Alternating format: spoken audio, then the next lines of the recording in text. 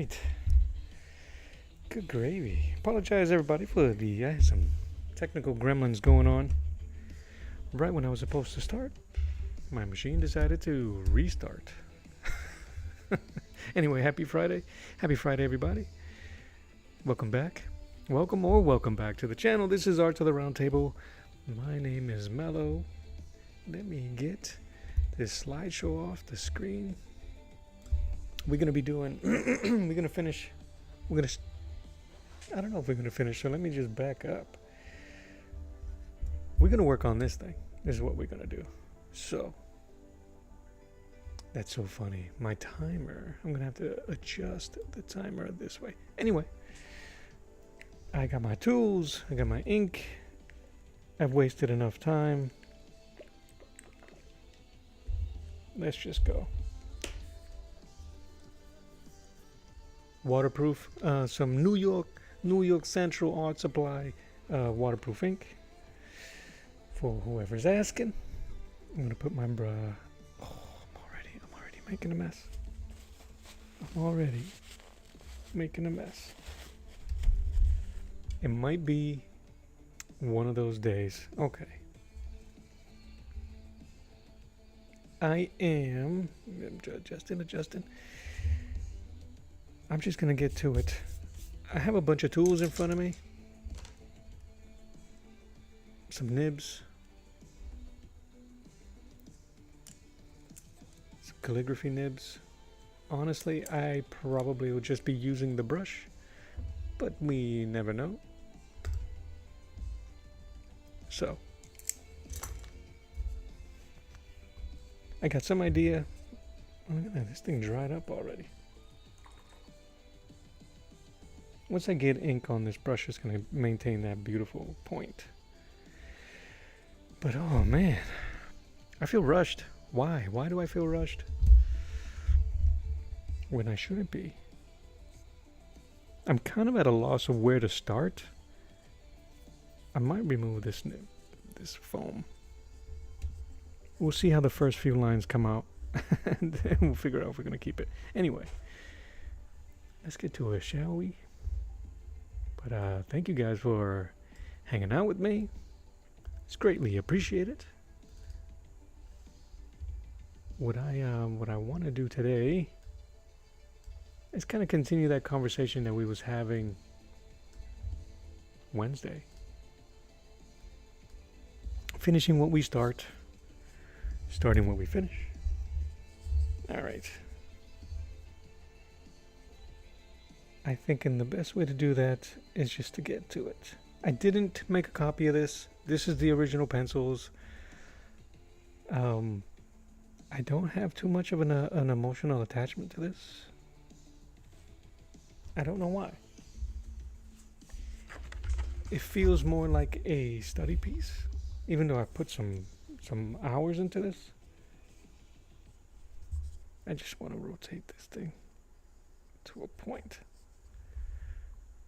So you guys can't see it on the vertical, but I'm going to use this scrap so I can keep a point on my brush. Let's start somewhere, right? I'm going to try to go from left to right. I'm still kind of working out the light source. So I don't think the laser fired from the gun is going to be that much of a light source. I know it's going to be hot black. I don't know how I'm going to work that face, but let's just go. Let's just get it. Thank you for being here. Thank you for hanging out. Say hello when you jump on. And let's just get to it.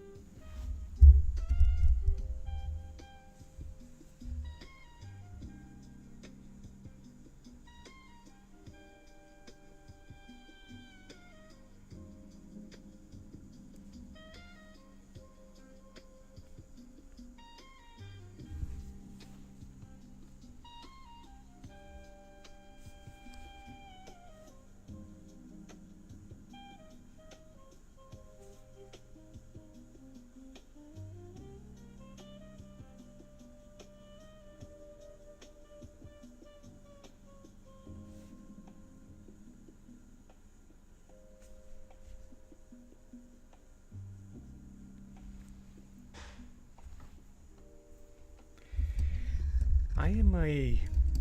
If you guys are inkers, you guys may have to help me on some of the jargon. I kind of pull, right? This is to pull. I pull my lines towards me. I have a better control of going from small to a tapered line in that direction towards me.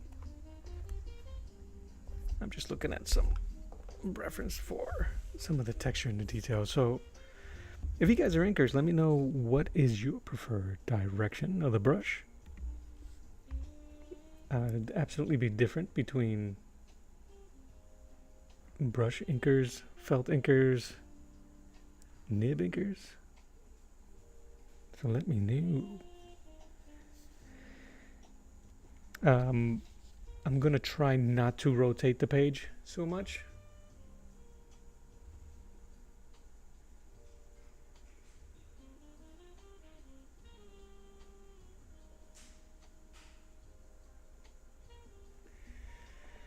So that you'll be able to see it and be okay with it. But I also, yeah, so I'm gonna try to keep that in mind when I'm inking today.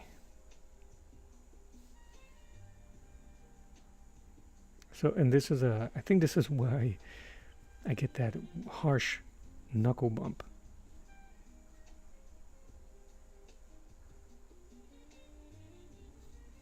But you're supposed to be really light and paint and use the fingertips according to the great Neil Adams.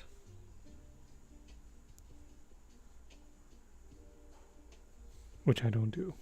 It's supposed to be, I just can't get comfortable that way. Her hair is blonde.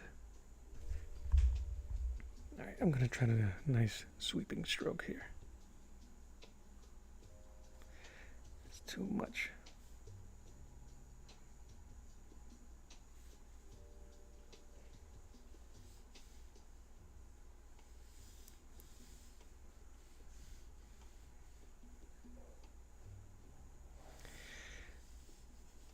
Because the judge that has her in that position there has darker hands, gnarly looking hands, I want to put the detail in his hands, and she's blonde, so I want to keep looser strokes and open, not a lot of detail, just form when it comes to her hair. I'm almost thinking of Muka's, the way Mucha, M-U-C-H, or Muka, the way he does his hair, where it's just a form and it's just so beautifully done. I haven't practiced it enough to comfortably do it, so I'm just going to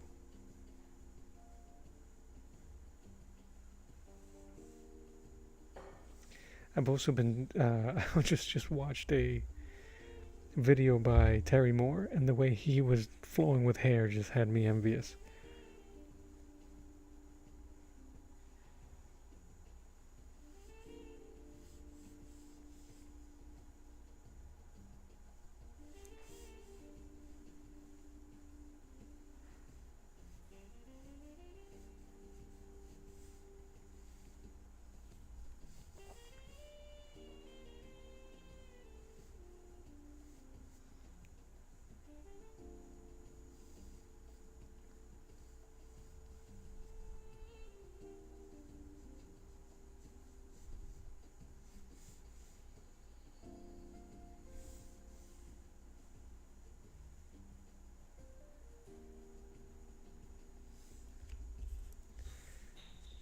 Just a bit of chaos here.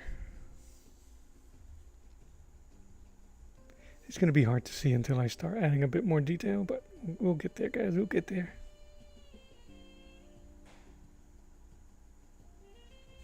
It's an art, not a science. Oh, first rotation.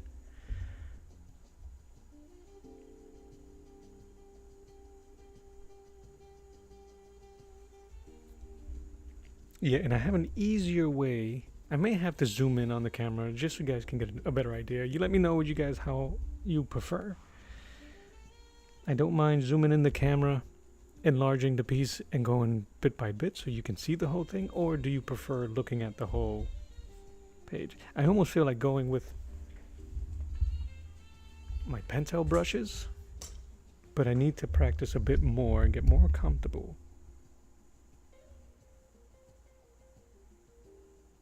with this.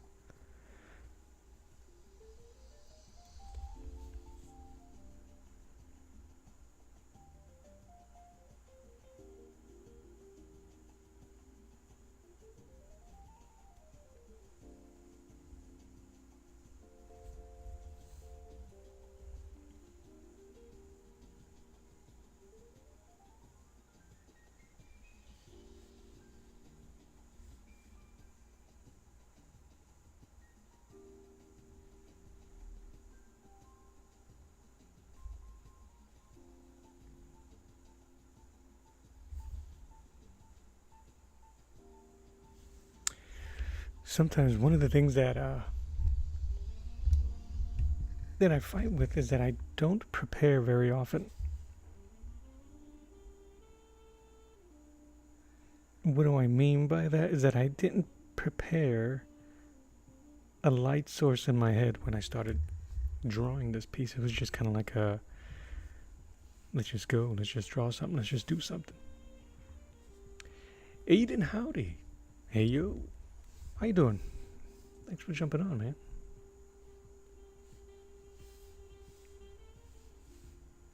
So now, because I didn't have any plans on how to do where the light sources are going to go, I have to kind of make those decisions based on my shading and kind of winging.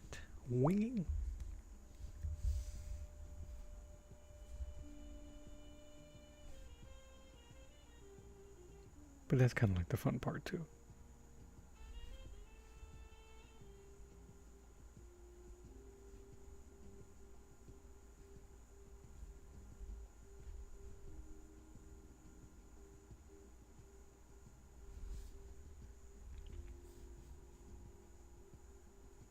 I'm doing all right, Aiden. Thank you, man. Aiden, I'm doing all right.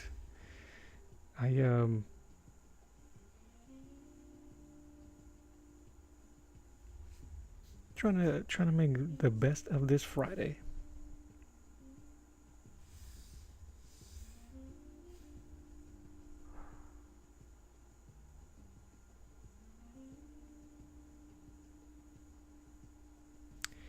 And put some practice on these on my brush inking.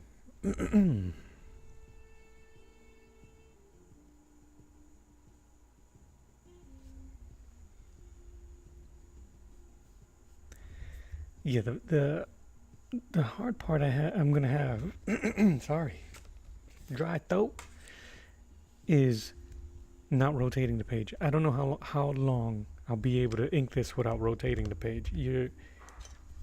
When inking, I think, is the most time-consuming and brain-rattling because you're constantly adjusting and moving things around and getting comfortable. You can't really just slow down you have to slow down the process, is what I mean. As opposed to painting. Painting, you can just kind of put it on an easel and you can get creative with your brush strokes, where with inking, I don't know if you can do that. Especially if the way I ink, I'm more comfortable pulling my lines, so I'm definitely going to be rotating.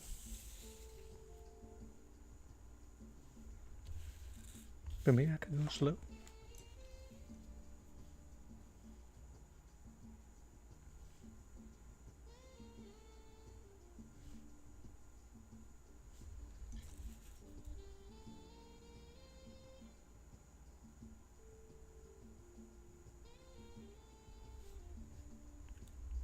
But one of my favoritist parts, you know what?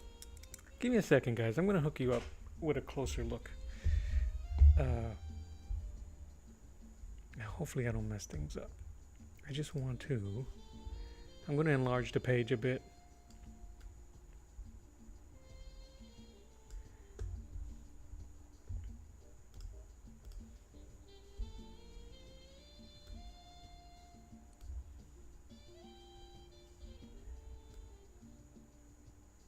Aiden, the 3 characters that I'm drawing are based on Judge Dredd characters, if you're familiar with Judge Dredd.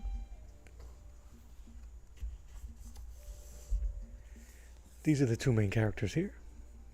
Judge Dredd on the left, Judge Death in the center here. The villain, so that's my Dredd. That's Judge Death, and this character, the female here, her name is Anderson. She is in this world, she's kind of a mutant because she has psychic abilities, and because she has strong psychic abilities, this character, Death, wants to, use her and take over her body. It's a lot of stuff going on here. So these are the references that I'm using, kind of like the vibe of what how I'm trying to ink. Yeah, look at that. So I'm trying to do a lot of that on these faces here and the forms. I'm sticking to the black and white section of the book. There's amazing artwork in here by Brian Bolin.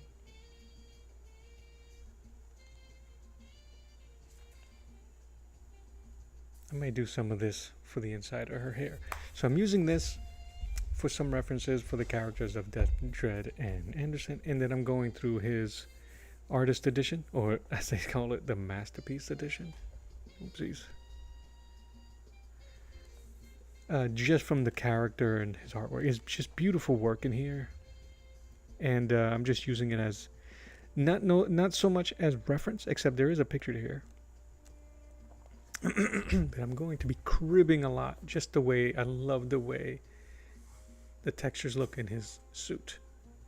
So if I can just get an inkling, you saw what I did there. I should be able to get a little bit of the feels for it. All right, I'm going to move my other tools. I'm going to try to clear up my desk a bit. I don't think I'm going to have a choice, and I'm going to have to rotate the page. But there's so much crap around me. I got water here for my brush. I got tissues. I got a little Jesus. Everybody needs a little Jesus in their life, or a lot, depending on your teenage years. But here we go. I'm going to move that here. I'm a righty too, so I bump. I got a bad feeling already about today. All right, let's just go.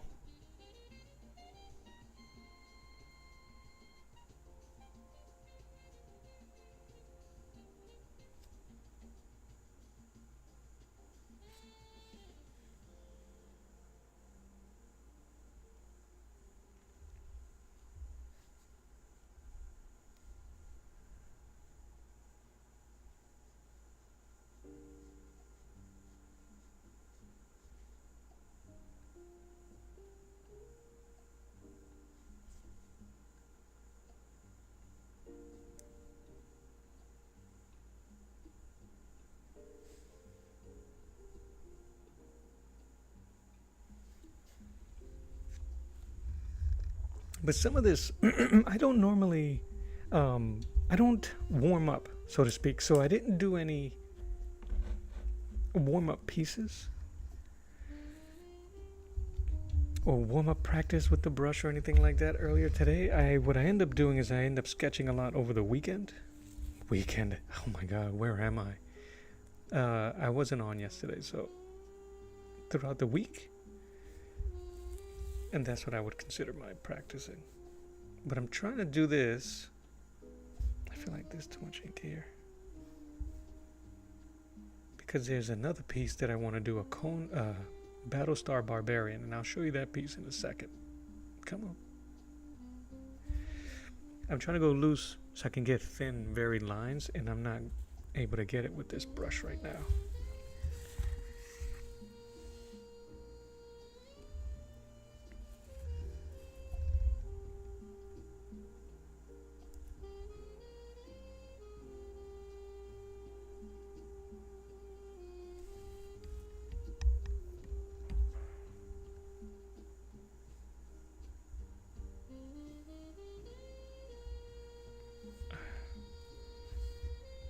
feel like it should be outward.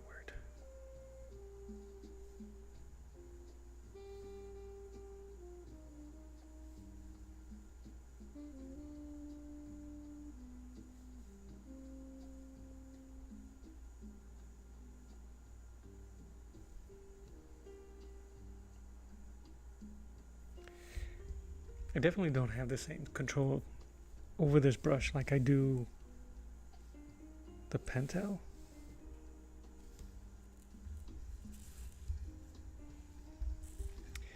It's cool that I use a brush and not a pen. I don't mind the pens. The one reason why I don't use the pens as often is because I don't like, how can I put this? And some pens can do it, but if I wanted to, I'll put this right here.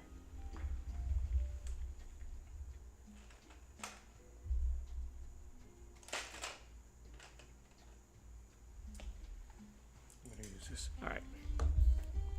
I know it can be done. I just don't have the patience for it. I'm just gonna use this. No, it's not gonna work. That might work. That's still kind of a felt tip. If I wanted to do the eyelashes of a female character, the tapered eyelashes, with a nib pen, you kind of like have to draw and then fill in inside. You kind of build the lines. It's kind of like what's called building the line. Right? Something like that. That's very rudimentary. And it's very small. So I apologize. For when using the brush, a Pentel brush, or even the one I'm about to use there, using weight and pressure, you can get the same taper in one stroke. See what I'm saying? So I find that more satisfying.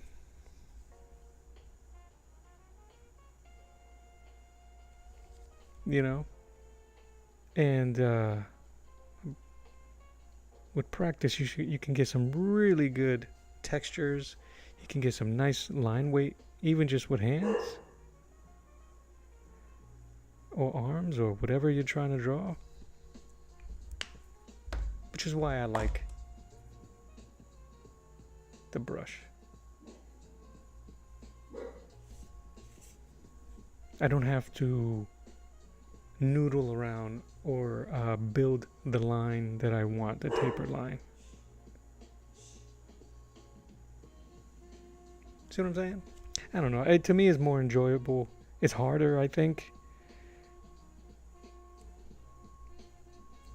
And I'm a taper type of artist. I love doing stuff like that. But there's something going on with my brushes. See that stuff? So anyway, that's the only reason why I try to do it. And I try to transition from pencils to paint. And I thought that using a brush to ink would help muscle memory when it comes to painting. So I don't think it does. Alright, so now we're gonna have the challenge of keeping everything in camera.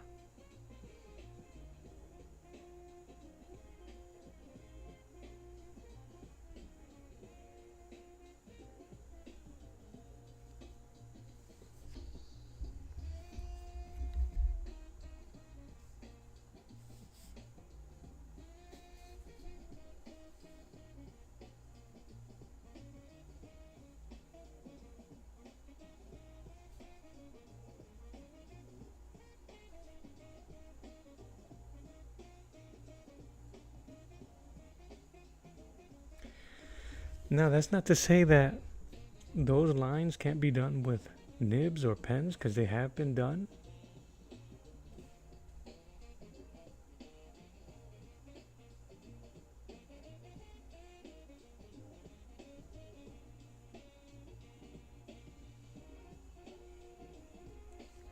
by better artists than me. So, but this is just my preference.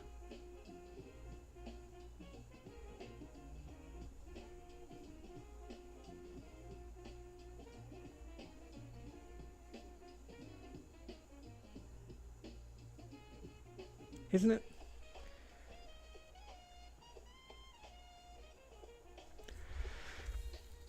We used to like doing brush pen, but your art style developed more thin lines. Gotcha.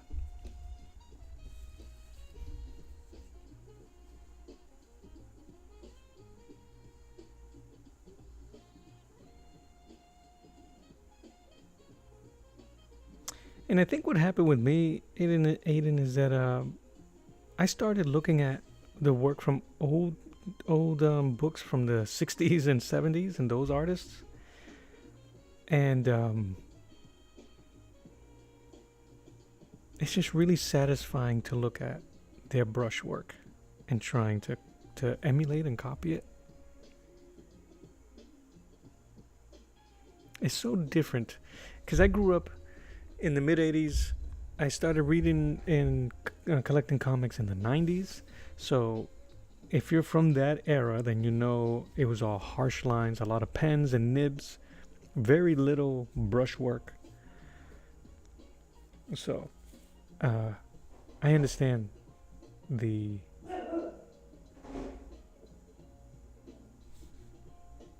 thin line, the mechanical line. It's cool. But it's more attainable. And it's less expensive. Using pens and nibs.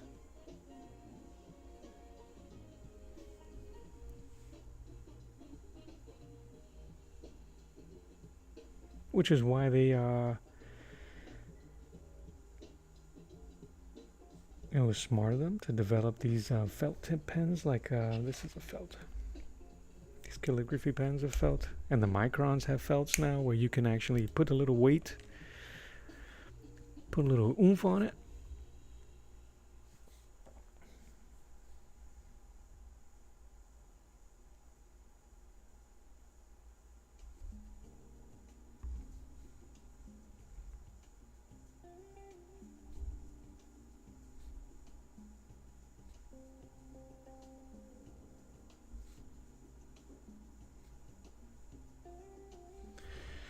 But you paint as well. That's cool. What do you use as a medium?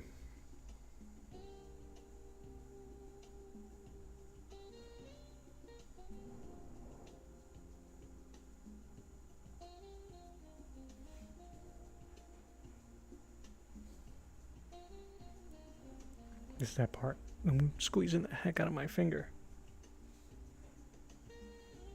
But I really don't know.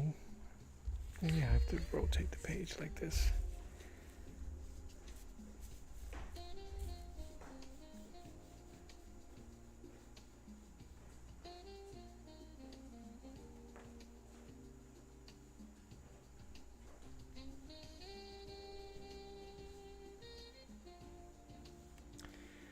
You gotta protect the money makers, man.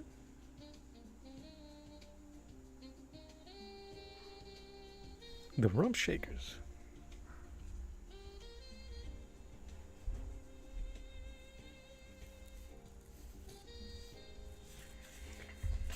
Ooh, watercolor. Love watercolor. I used to do watercolor for a bit. And then I moved to gouache. Gouache.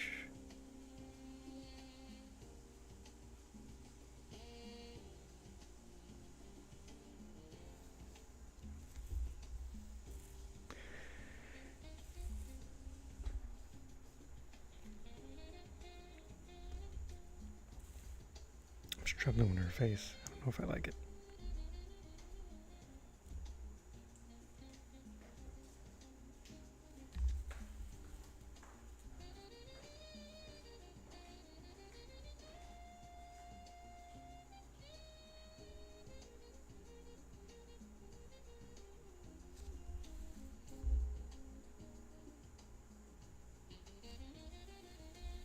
Oil paintings, huh? That's cool too.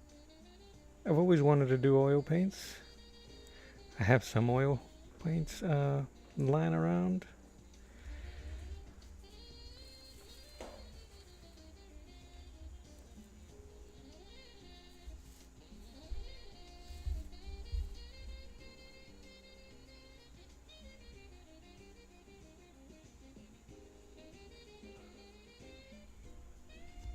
All right.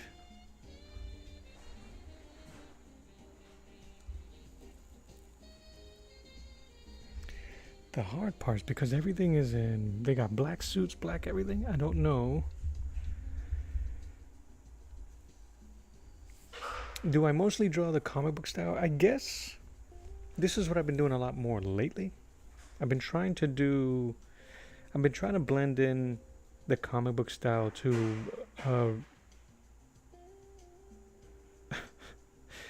realistic. I had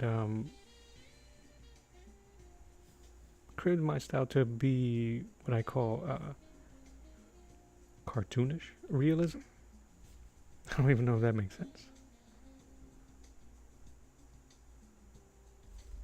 But I think so. I think the predominantly my stuff is in the comic book style, the illustrative style.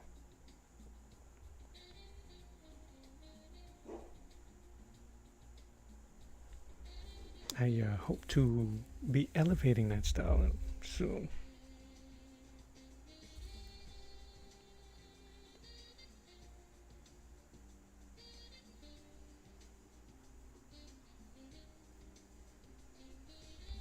I'm gonna have to get bold on some of these lines here.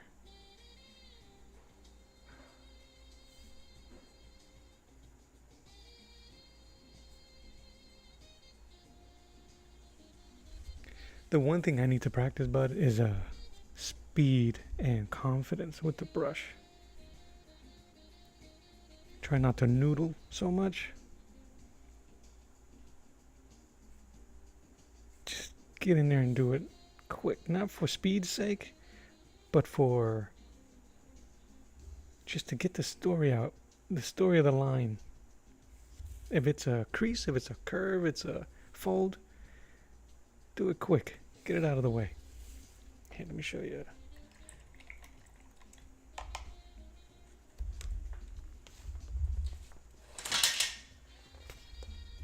So this is kind of, it's a little tight here.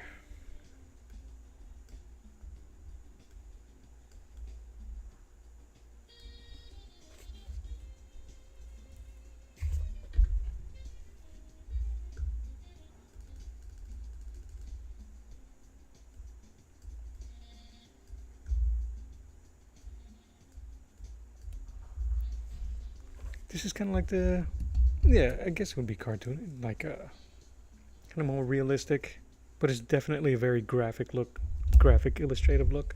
I think when it comes to painting, I try to paint it a bit more realistic. Unless I'm doing caricatures or studies, then I'm just always trying to find something. This is all using gouache and ink. This is my studies of Joe Kubert. Some exaggerated 90s comic style.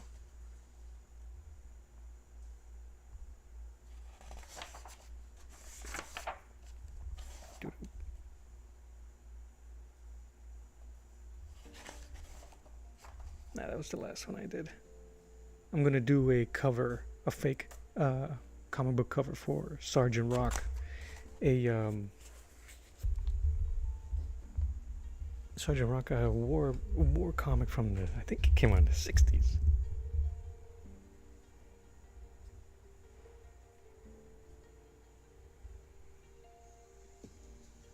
But when I started painting, I wanted to paint more realistically.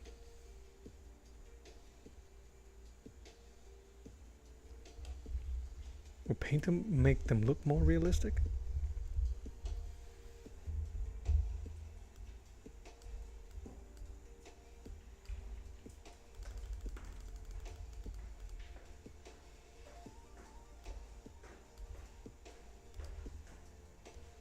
Oh, thanks. But we always end up going back to the stuff that inspired us. So, because my first, you know, can I? My first experience looking for art, like, really, was just either cartoons or comic books. That's what we strive for. That's what I end up drawing the most.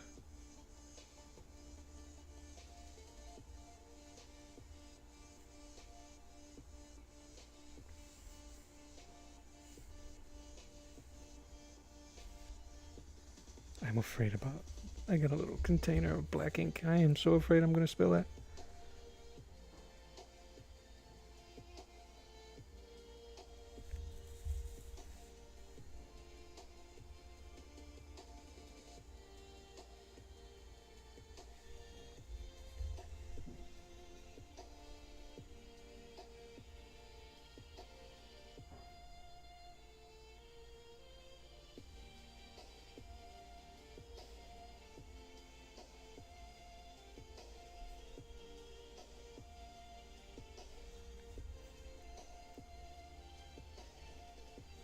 Start building some of this texture. Do I have anything near me? I usually end up devolving some of my shows, live streams, into show and tells, which I don't mind. What artist doesn't mind showing his artwork?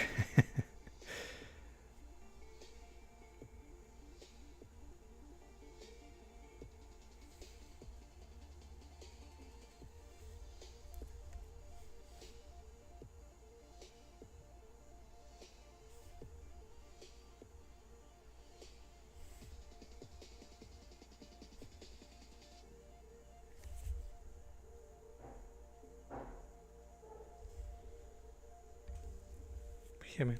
But yeah, I love the comic book medium. Those artists were ahead of their time. They really were. These storytellers.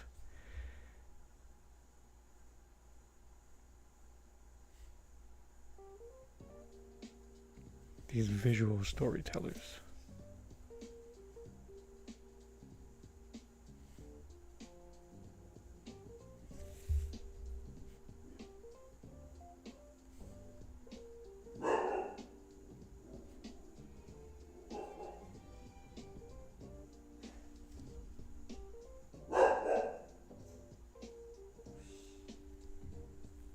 I really don't know what's going on with my pup.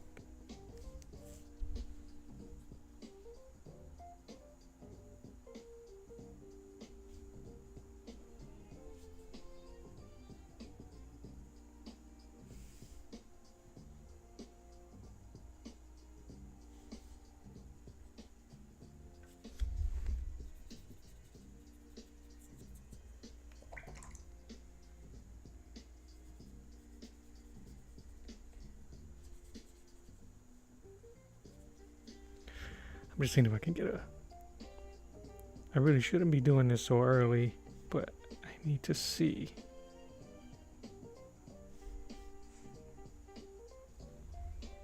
We'll see. I don't know if I even like that.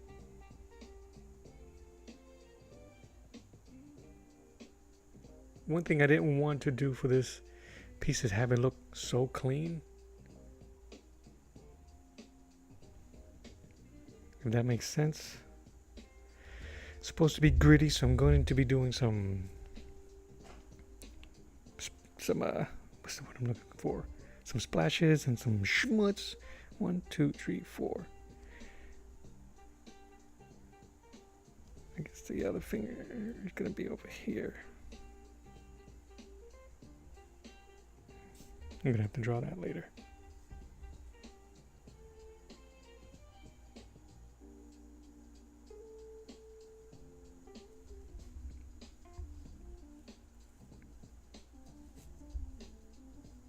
There's so much going on this page. I think that I'm kind of like losing myself. Yeah, so I made some smudgy marks. You probably can't see them, but I'm going to embrace all of those weird little mistakes.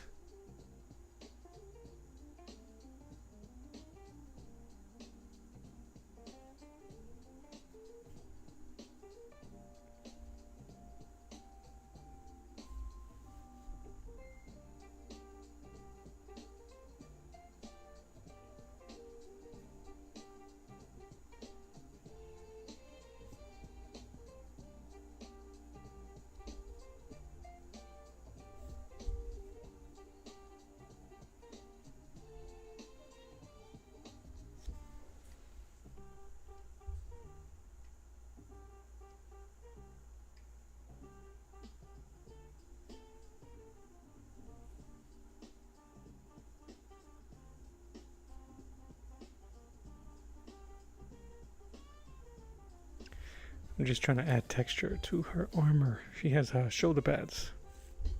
So I'm just trying to make sure that they're in different directions so that we can tell what these things are.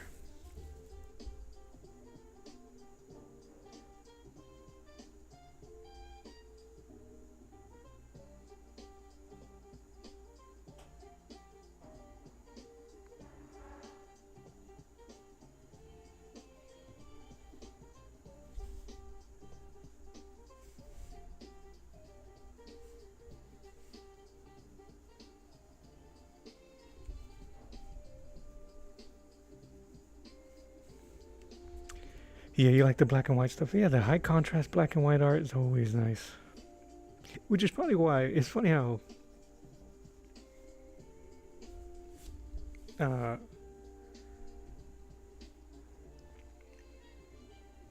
what our influences are.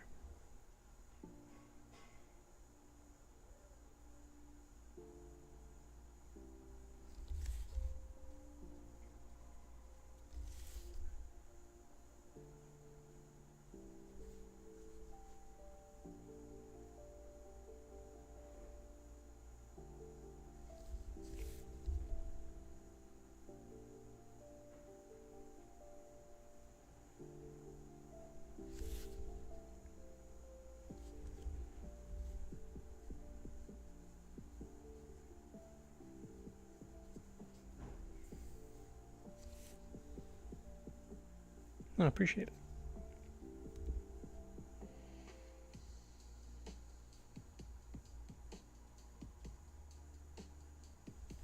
And it's probably one of those things that I'm not going to paint either.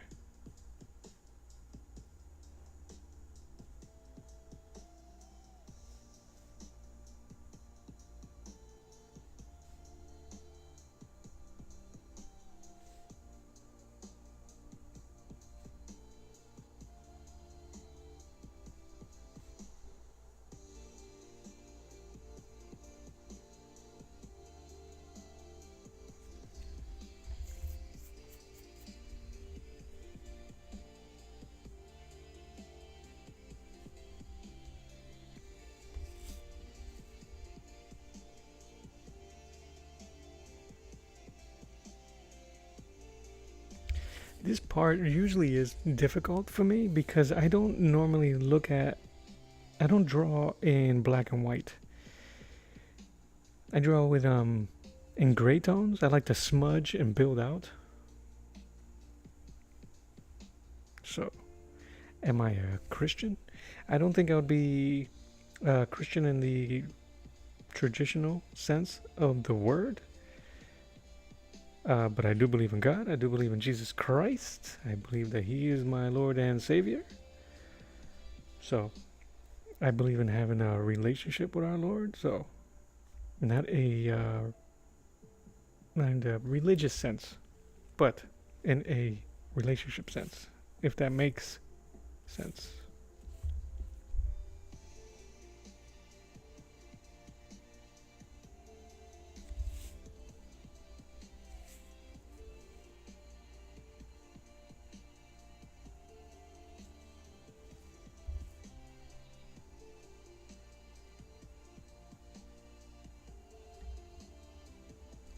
Oh, I guess you could say so.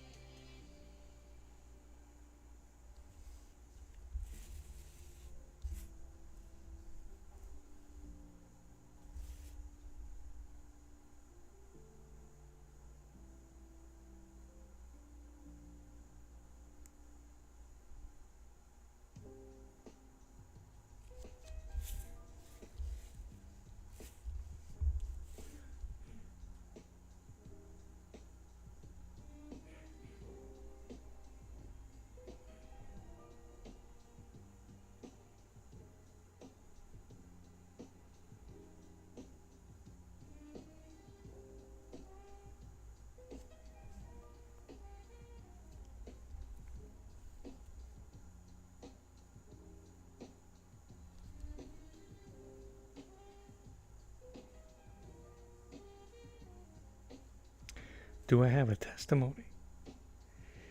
I think we all do a little, don't we?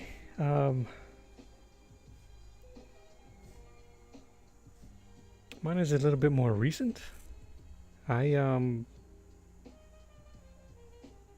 It's so funny. Just the other day, I was reading a bit of the Bible, and it said, "Be ready when people ask you about why you believe and why. Be ready to respond. Be ready to answer."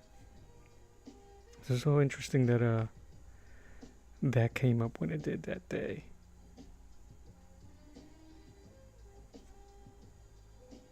I grew up in church. The majority of my family, our matriarch, my grandmother, raised us all in church. So I grew up with the classes and all of that stuff. And early in my teenage years, my rebellious years, I stepped away, with still having a foot in the church, but never really following anything. Never really reading the Bible or treating people the way I should have. Anyway.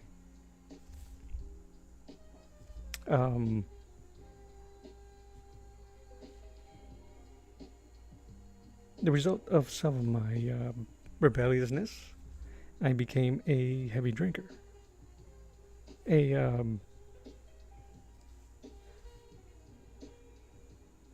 drinker and smoker and that type of stuff. And it became worse recently when I lost my job. I didn't lose my job because of the drinking. I lost it because of politics. But even still, the drinking was what was keeping me away from God's grace. Because He doesn't keep Himself away from us. We distract ourselves. And that was my distraction.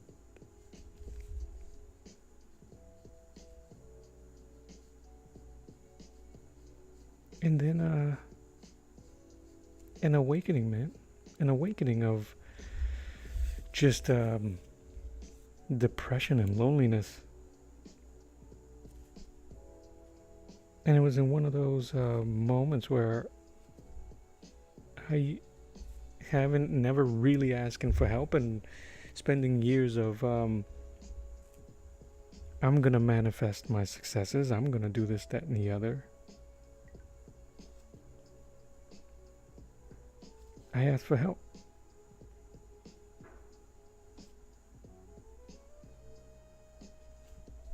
With nobody around, so I was clearly asking God. And He made sure to let me know that it wasn't going to be easy peasy. One of the hardest things that we have to do is always, in anything, is be true of who we are and what we are. We're all sinners. We're all God's kids. So I had to ask Him in that way. And He helped me. He helped me get out of that need to dull myself.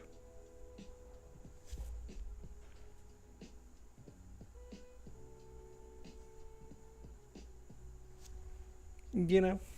So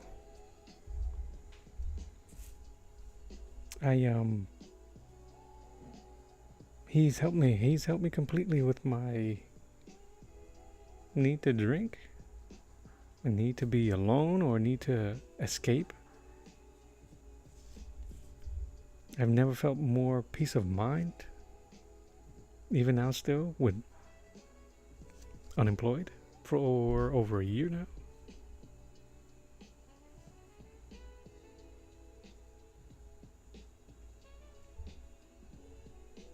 I've seen save me completely.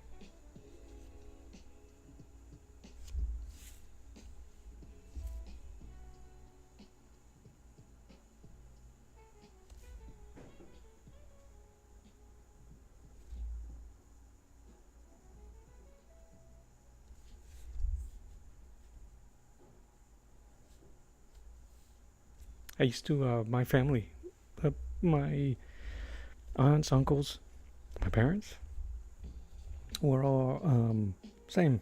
Grew up in church, but they were in their own vices at one point or another.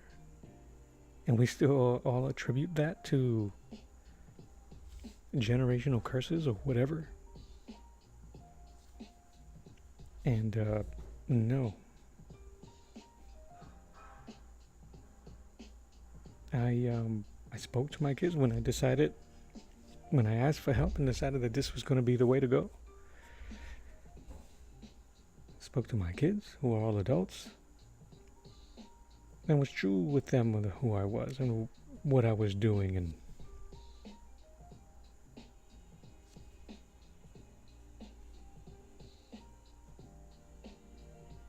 breaking generational curses and so-called.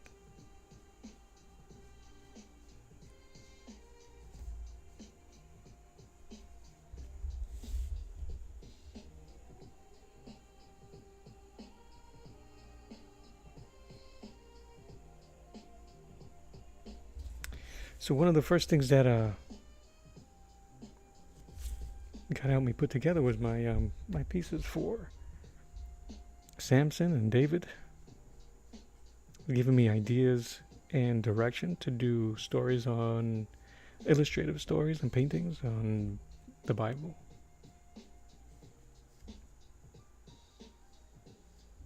And there you go, man.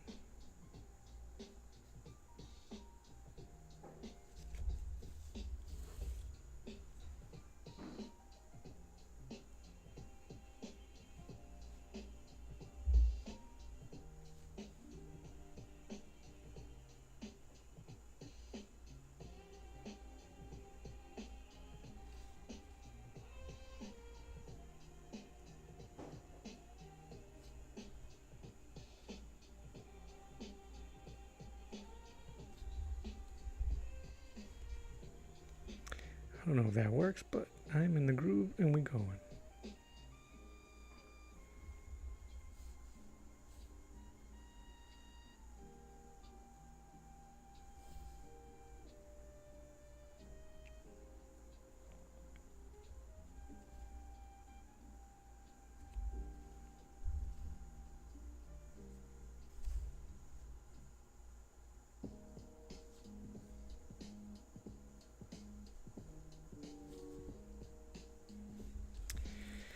Yes. Yeah.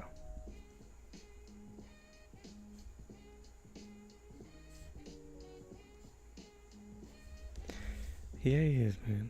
And I did. I put my career in his hands. You know, I used to be the, you know, speak it into the universe to make it exist, right? That type of person. You know, manifest it yourself. We're the masters of our own destiny and blah blah blah blah. And then not get anywhere. And find yourself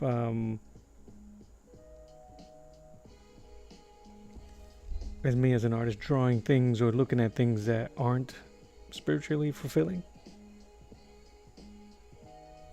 but they were financially fulfilling to an extent. And when I gave full control, which is a thing, it's a hard thing to do, to give full control.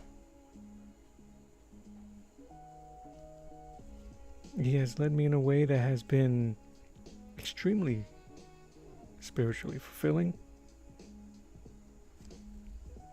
with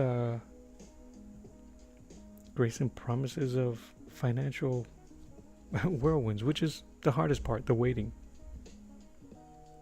But everything's in its time.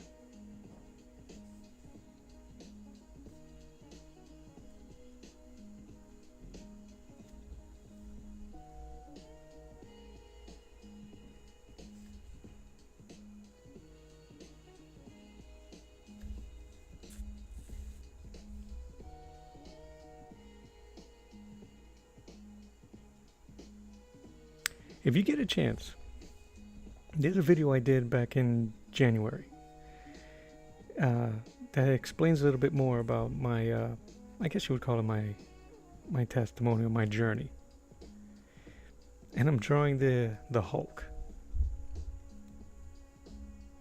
That's how I was able to speak about it more freely. So if you get a chance, check that one out. Let me know what you think.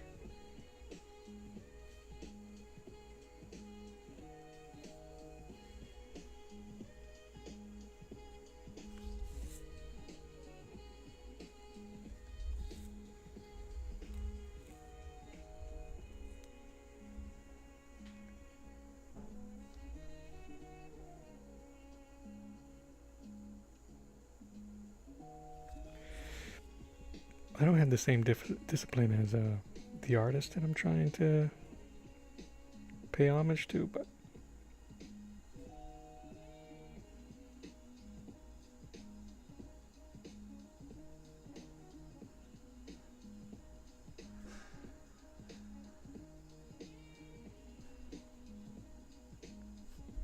we're gonna give it a shot.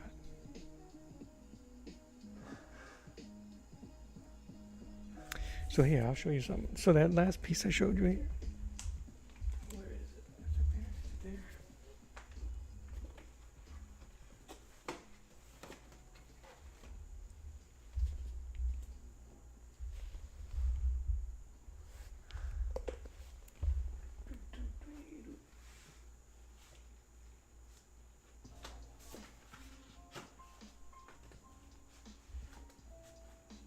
Of course I would. Of course I would. I always move stuff around when I know I'm going to show them. So this image here is of Goliath. I'm doing a David versus Goliath, and I was just messing around with compositional pieces. Where did it go? I got a few that I'm going to work on, that I'm going to try to figure out. But yeah, this is our homie David about to pick up the stone. And I did a watercolor. I must have put it away because I can't find it.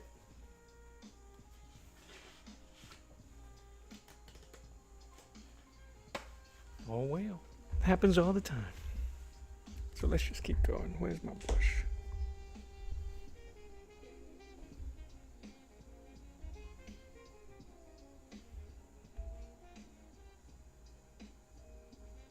Supposed to throw a bit of isopropyl alcohol in the ink, to make it flow a bit better, and I didn't do it, and I haven't done it, and I'm wondering if that's why this thing's feeling funny.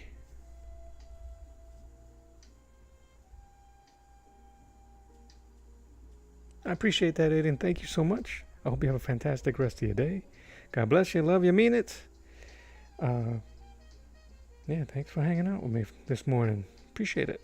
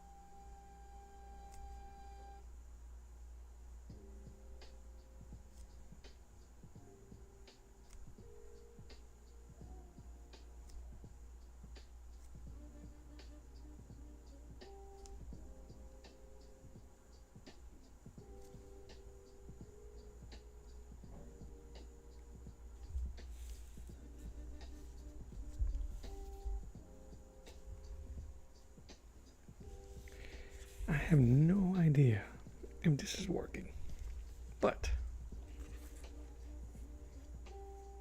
that's how we do it.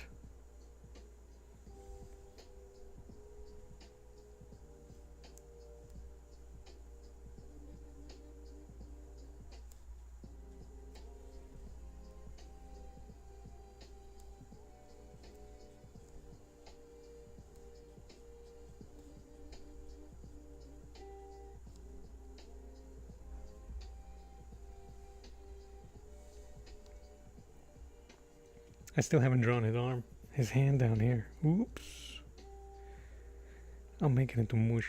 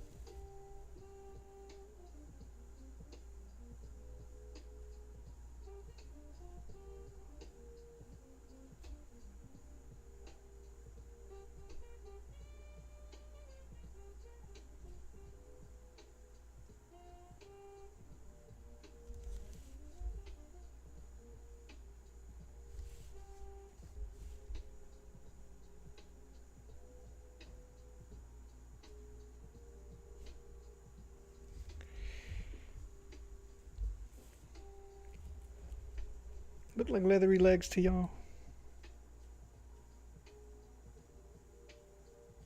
Alright. Let's just jam to the music.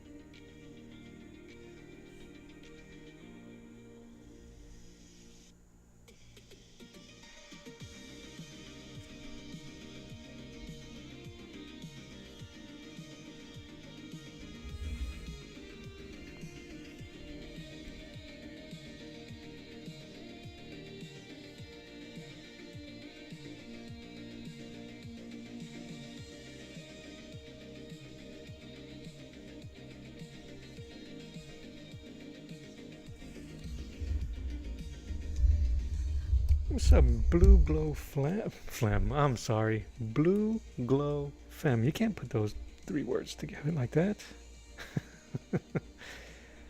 How are you?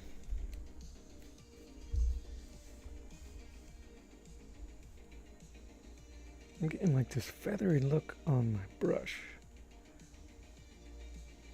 Give me 1 second, guys, please.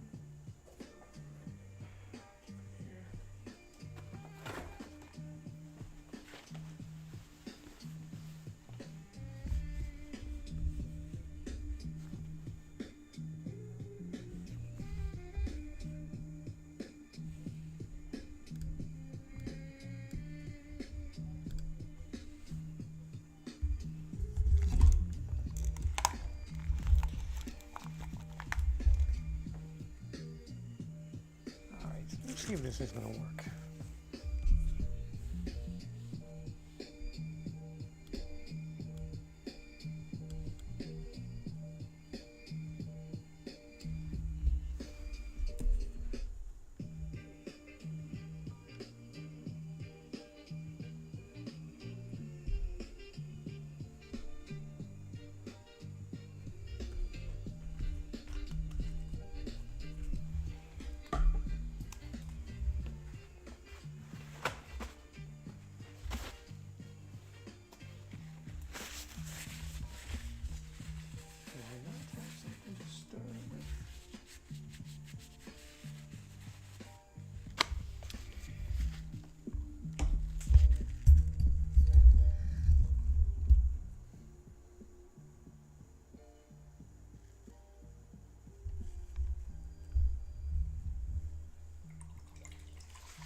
Alright, I don't know if that's going to work, but we're going to try it out.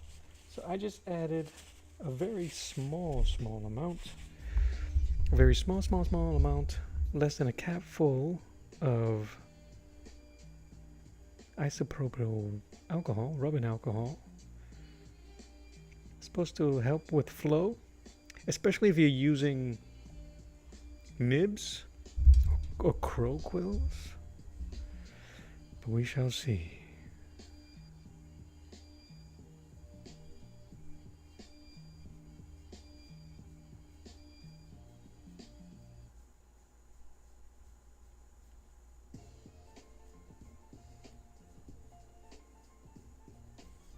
I kind of like it. So what is up, everybody? Who is here? Do you guys partake in Happy Friday? If you do, make sure you say so. Happy Friday.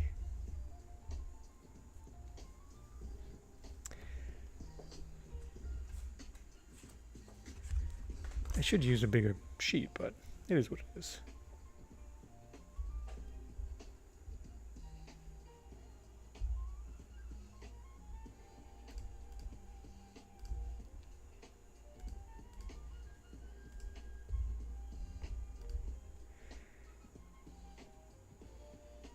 Campuzenart. Make sure you let me know if I said that correctly.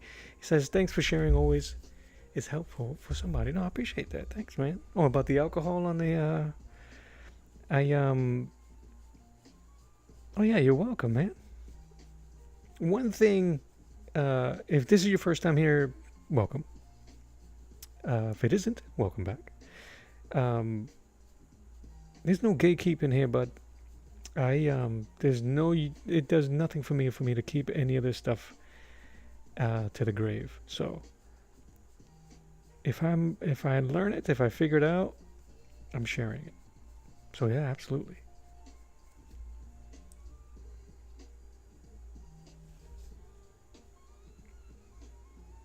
I don't know if it helps, but I who used a different technique. There's an artist by the name of Steve Rude. Hopefully you know him. He's an amazing artist and painter and illustrator. He uses, instead of alcohol, he uses Windex, or a version of Windex, window cleaner.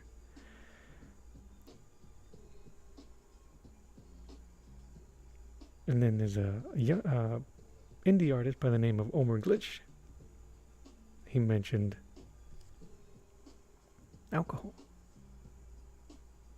I don't know how comfortable I am about putting Windex, but it is what it is. Oh, you see me from time to time? I appreciate you hanging out, man. Thank you. Thank you, thank you.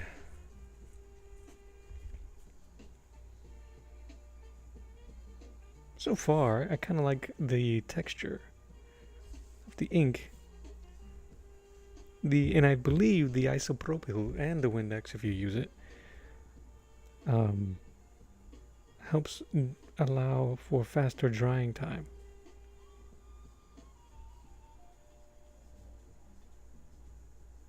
Without clogging up. It thins it out a bit, so it doesn't clog your nibs.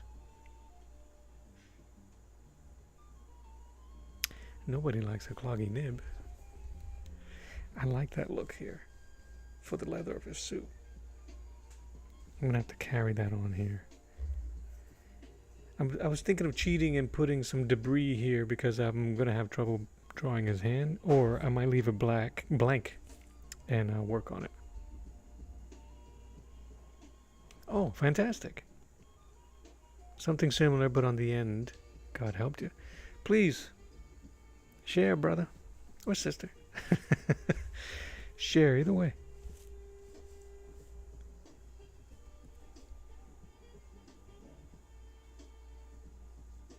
If you want to. If you are comfortable with sharing.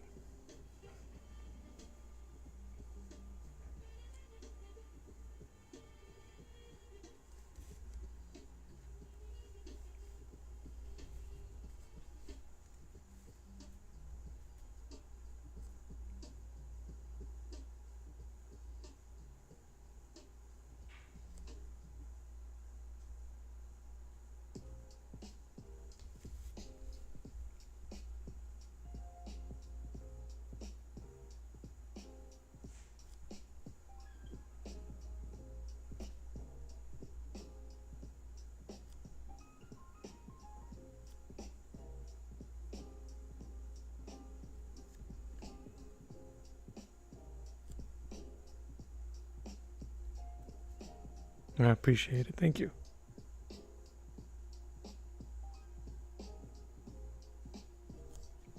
I think the hardest part, honestly, is not wanting to rotate the paper. Just so I can give you guys viewing the best angle to see. But quite honestly, that's why you can see my I got the weird thing going on here with my hand and my wrist. See, man, I suffer for y'all, for the love. I'm kidding, it isn't.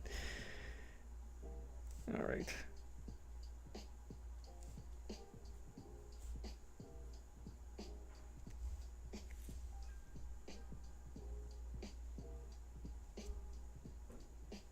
Fantastic. That's what's important. So I understand. I understand.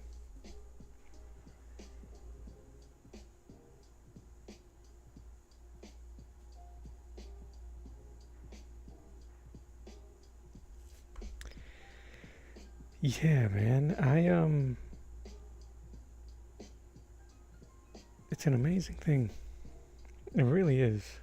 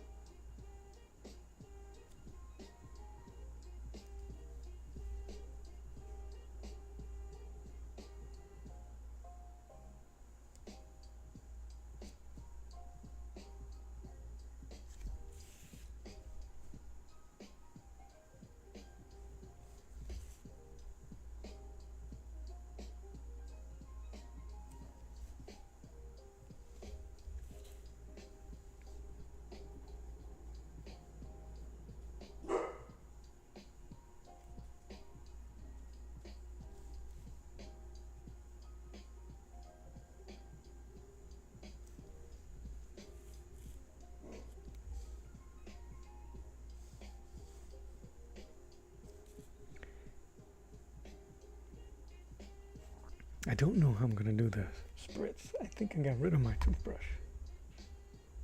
I'm gonna have to look for it.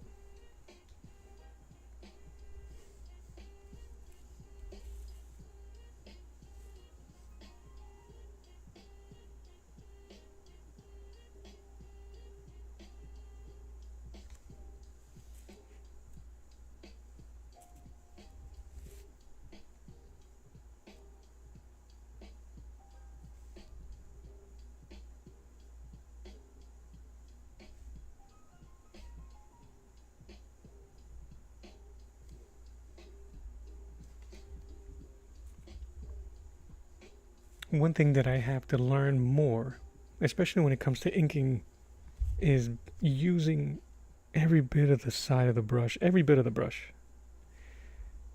for these unique marks.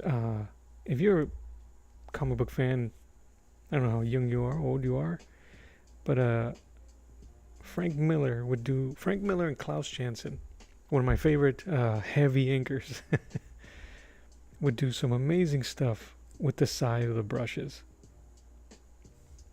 It would convey so much story.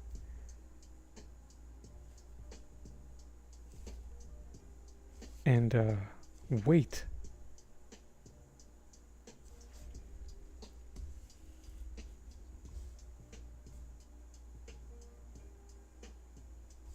That's what I'm trying to get here.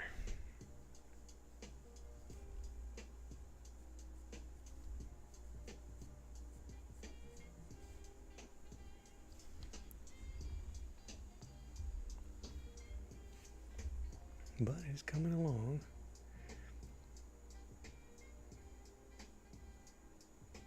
I knew I wasn't going to be able to finish this morning, so I will be back. Oh wow, that's still on.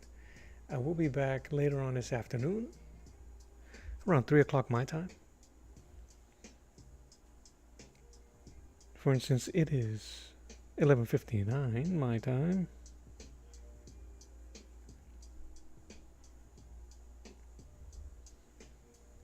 Veroneer, how are you? Happy Friday. I know you're a practitioner of the Happy Friday. You celebrate.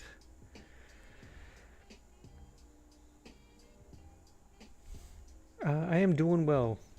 I am doing very well. Thank you for asking. I hope you are doing well.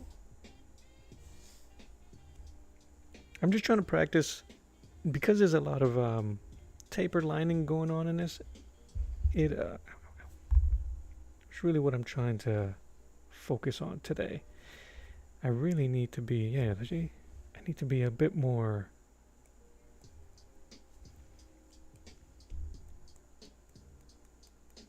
if you want to get the whole thing about inking and being clean and all of that stuff,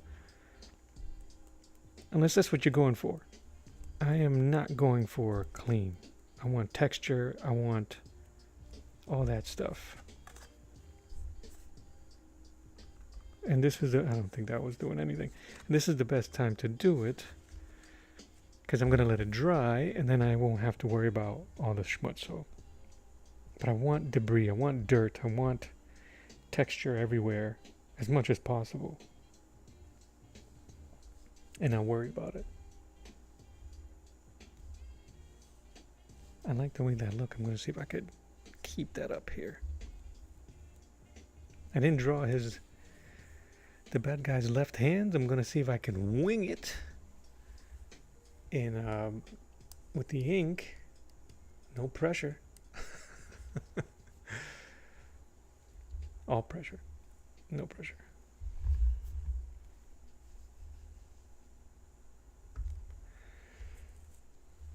Excuse me, I'm like...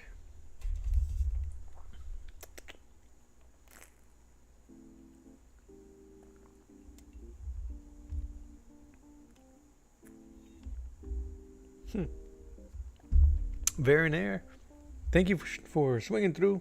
As always, I appreciate you. I hope you're going to go study. If not, enjoy the rest of your day. Have a fantastic weekend. And I'll see you later.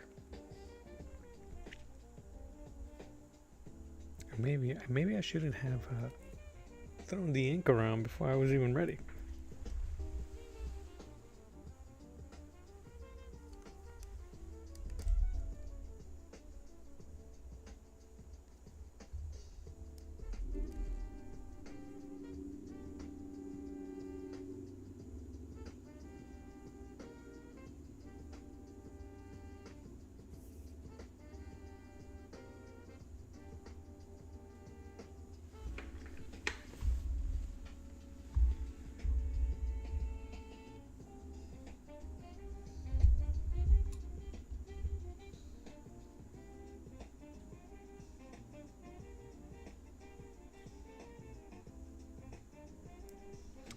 That's one thing I need to work on. Controlling the line weight here.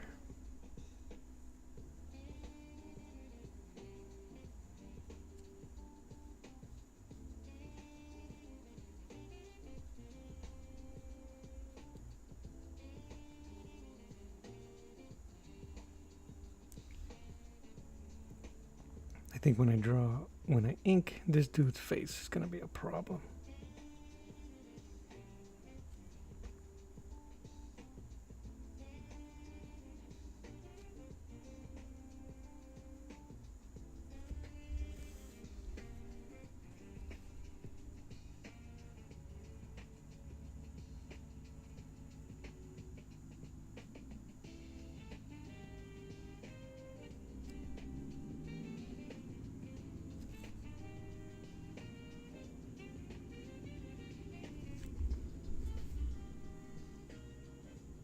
Ooh, a date? If I have any advice?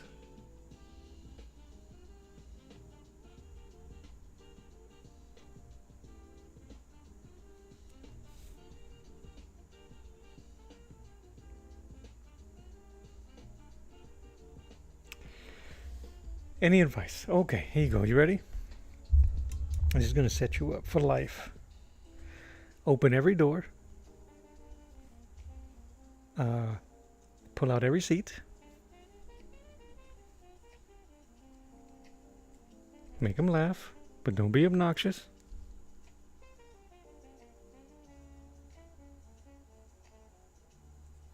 And try to listen.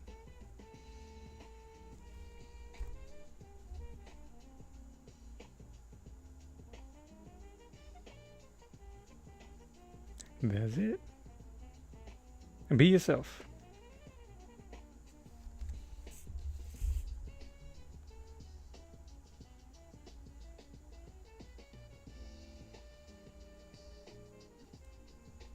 I hope that helps. Good luck.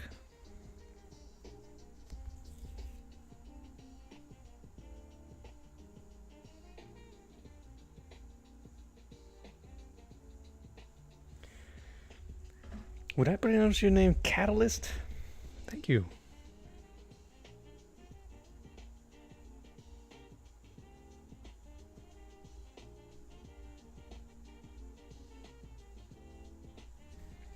Just slinging some ink. Hope you can see the image here. I keep moving, and some of this detail is too small. But thank you for the compliment.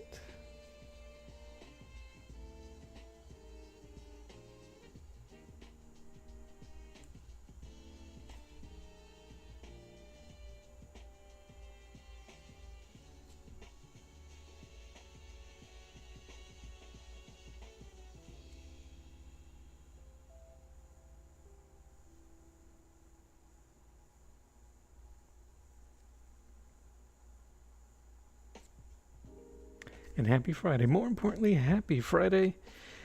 I hope the sun is shining where you are. If it's nighttime, I hope it's a cool night.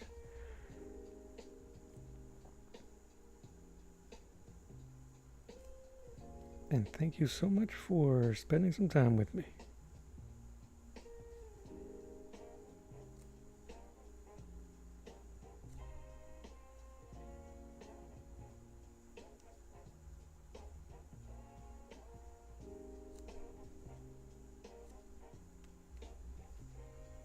If chain links are such a butt.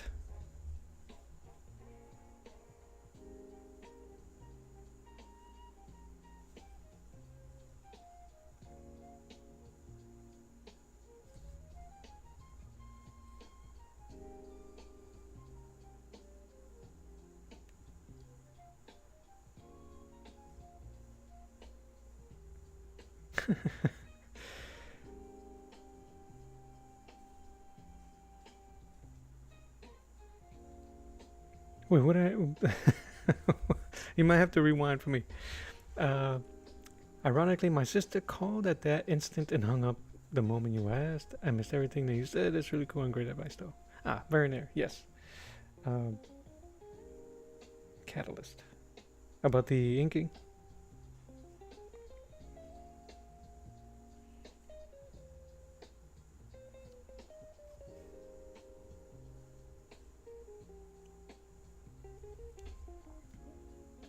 But yeah, but very rare anyway.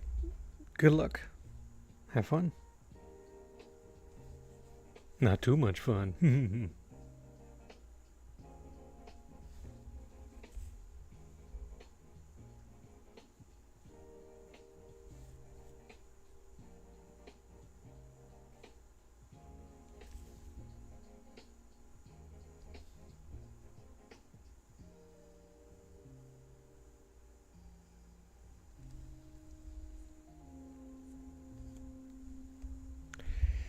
I keep peeking at this. So I'm peeking at how to do his badge. Which is hard, man. Lettering is hard. So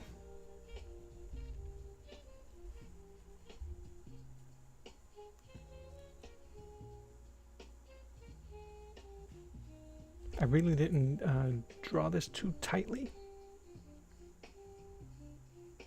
I wanted to leave space to ink freely.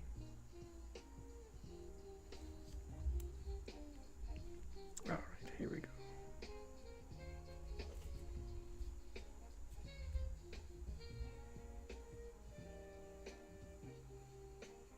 Oh yeah, dude.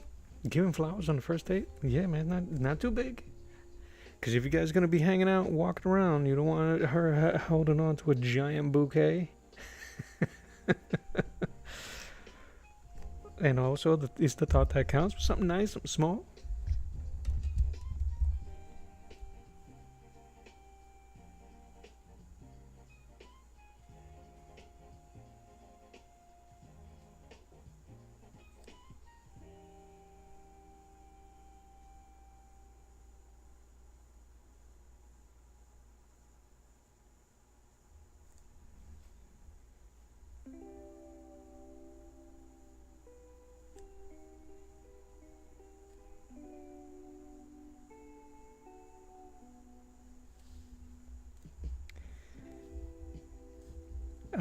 Catalyst asks, how long would I say I've been drawing? How long would it take?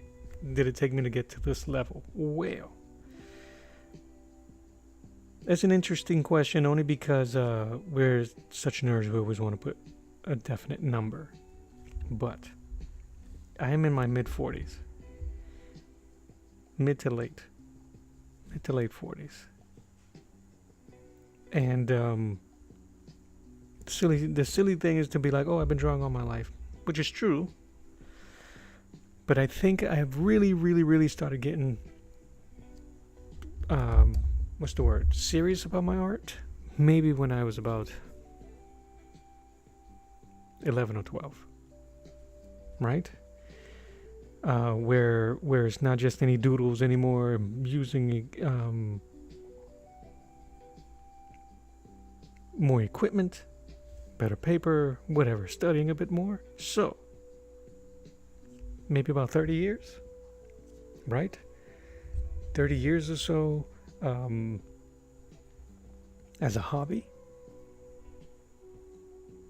And then all of that changes when you try to go professional. And I've been professional, I should say, maybe about 10 years.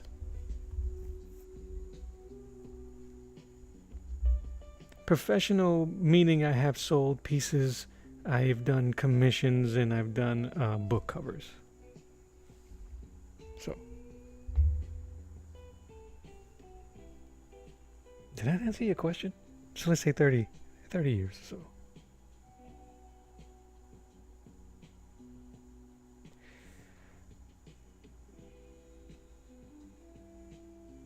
Small rose is nice.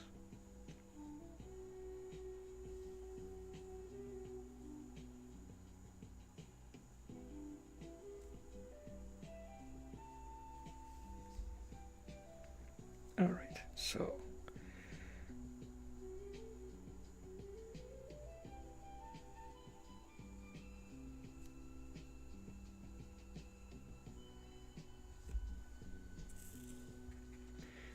I'm gonna rotate because I pull my lines, but now I'm not sure which way I want to pull them. I'm trying to stay with the flow of his leather, and everything seems to be pulling this way, so.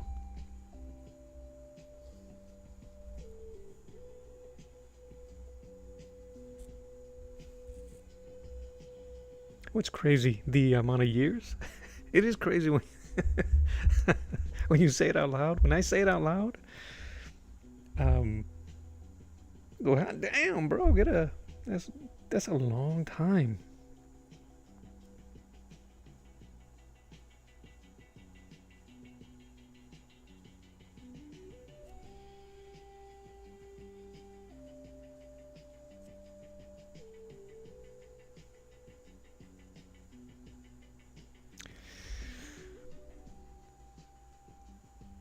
I will, Veronero. Good luck. I'll check the community.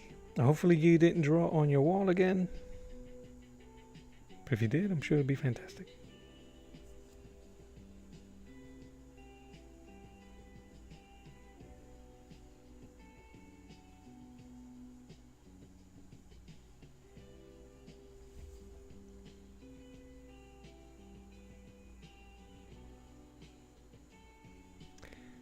The drawing I am working on is currently just a study, so it's a personal. I do that a lot. I do have I do commissions, but because this one's just kind of like, it's more experimental than what I normally do. As a commissions, I'm a little bit tighter. But yeah, this is a personal. I maybe shouldn't do that up here because I gotta draw his I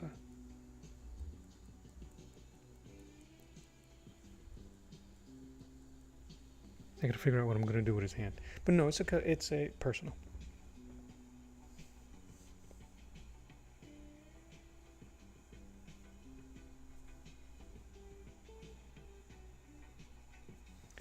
But if you're interested in certain things that I'm doing, let me see, I'll pop it up.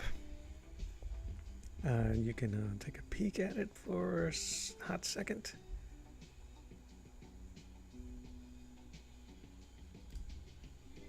You can follow me there.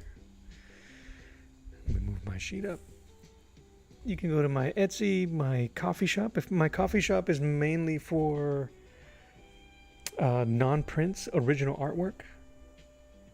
My Etsy's more for prints. If you want commission, then you would contact me and speak to me in my coffee shop. But yeah, and my YouTube.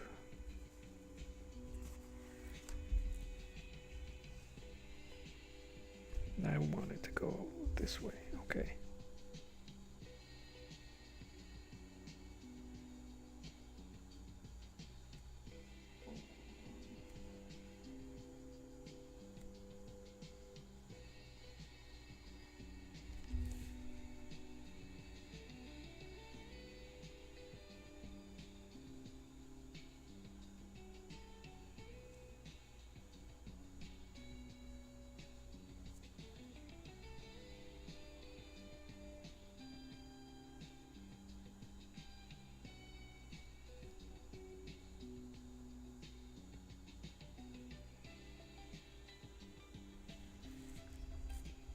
I'm currently using India ink, but I paint with gouache, which is a kind of like a watercolor medium.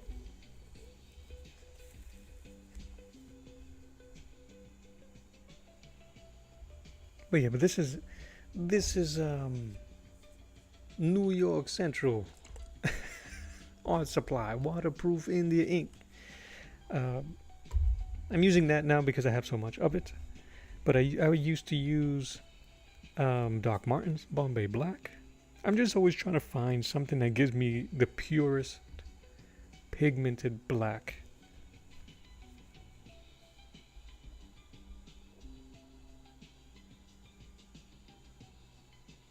I haven't quite found it yet.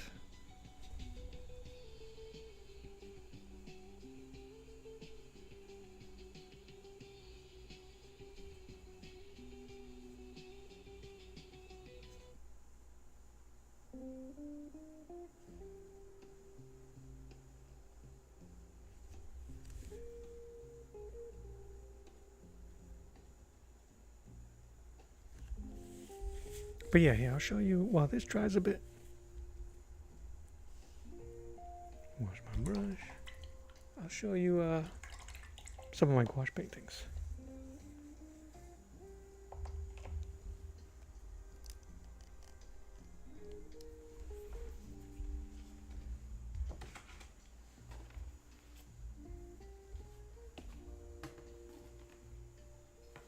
These are some of my most recent. I have some other, but they're in a big old portfolio, and I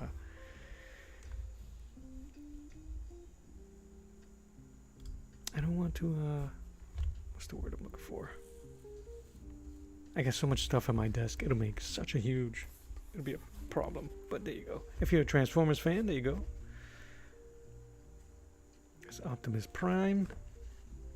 I'm using gouache to paint. Not too bad. If you're a Star Wars fan, some Boba Fett. I like this one. I gotta seal these.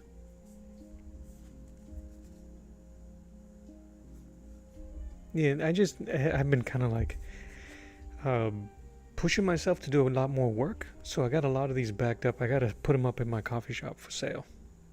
But I'll probably sell a bunch of these. I ship them all over the States. If you're international, we'll work something out. But yeah, that's my boba. Wolverine, based off of an old cover from the 1970s. No, 86, I think it was. That's also painted on artboard.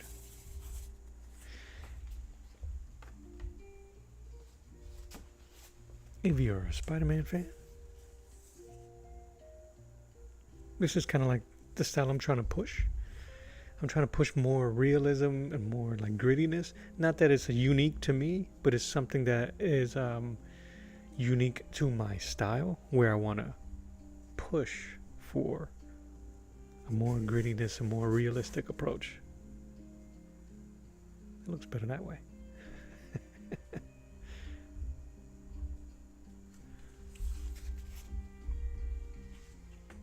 One second.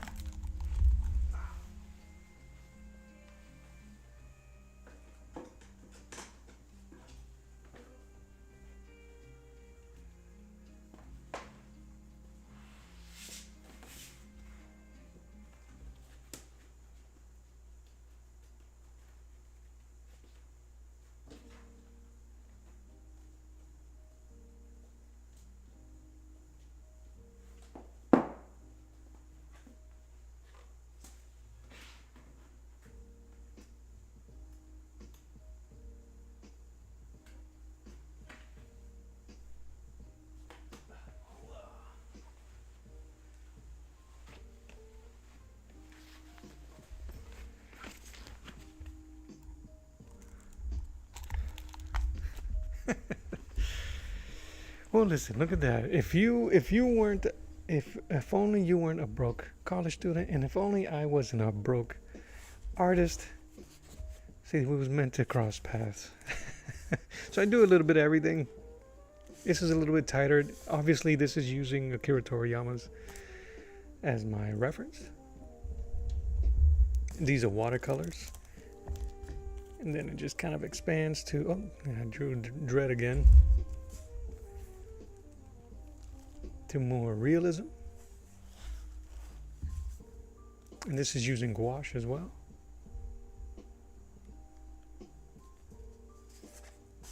So, oh, give props to Sam Keith.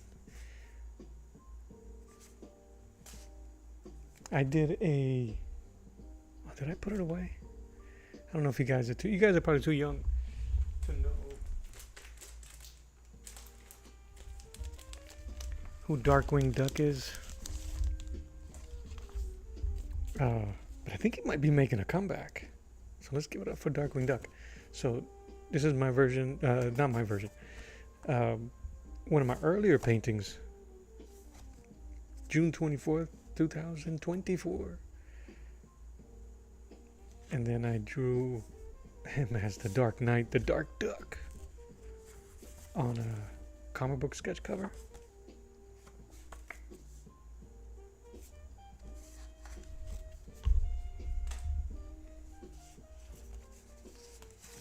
Some fan art of Goku. Some goober on my video said that this was, what do you say?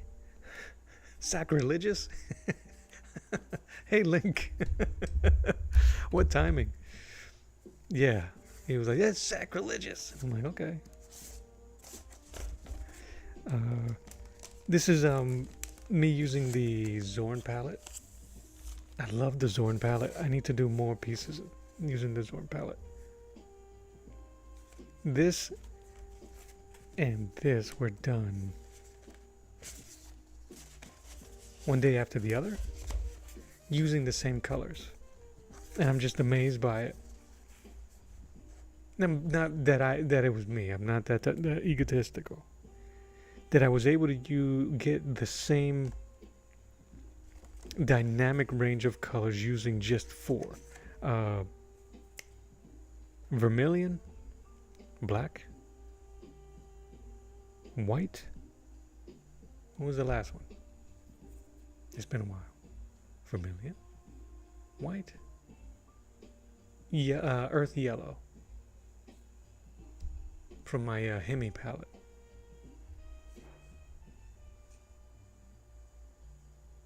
I need to do more of these studies. It's been a while. When I picked up on the gouache, I was like, I need to elevate my art style. For me, I want to do more realism and I want to do more portraits.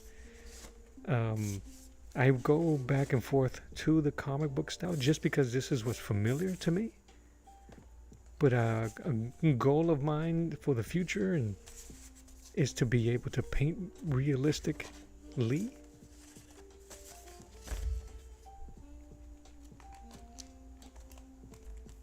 Conan the Protector. As you can tell, I love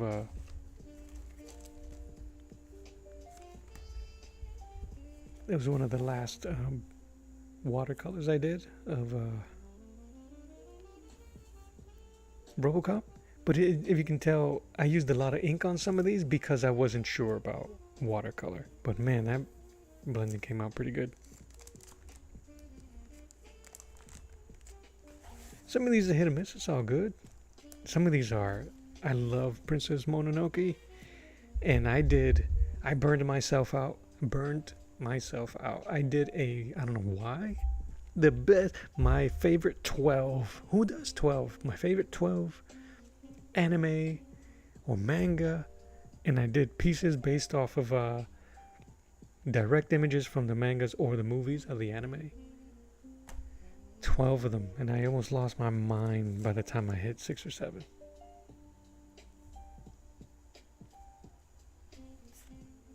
I love that thing, the green gradient on the flesh tone. Is gouache my favorite? I don't know if it's my favorite. It is currently what I'm going at right now. I think it might be though, to be honest, because I started with acrylic, and I don't know why acrylic was so difficult for me. Not difficult, but it was hard for me to stay interested in. I've done some pieces with acrylic that I am proud of, but they're kind of kitschy. So,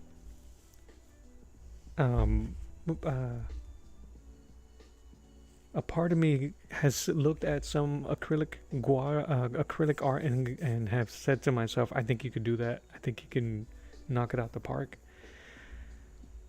But I am embracing the challenge of gouache, and I think, long story short, yes, I think gouache right now is my favorite medium. As much as I like watercolor, I don't think I'll go back to watercolor, even though I've used it recently. Which movie? Oh, no. I'm assuming you're gonna say Mononoke. I love Princess Mononoke. But second to gouache, pencil. I love pencil. It is my bread and butter. Where are you? Here you go.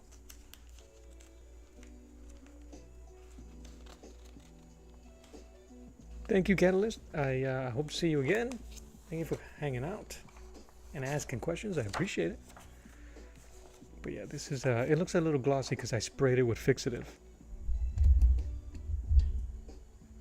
But yeah, that's my pencils all day.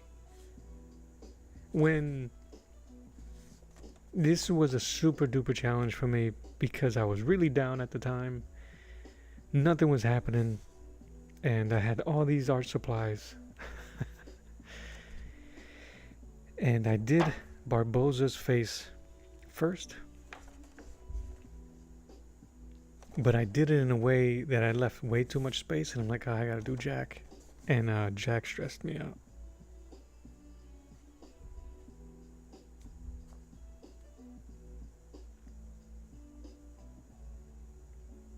But I love pencil and graphite and charcoal. And I don't know why I don't continue. I just like the way I've used pencil now, and how I've incorporated it into some of my artwork, and even into my paintings, where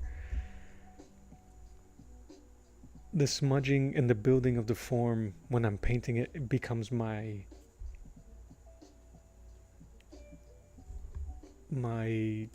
landmarks, and allows me to see the form better than just simply it's looking at a 2D image. I'm losing my words here. JNear2423 says hi. Hi back. Happy Friday. This is one of my later. See, this is all graphite pencil. Graphite pencil. That's an oxymoron. Isn't that the same?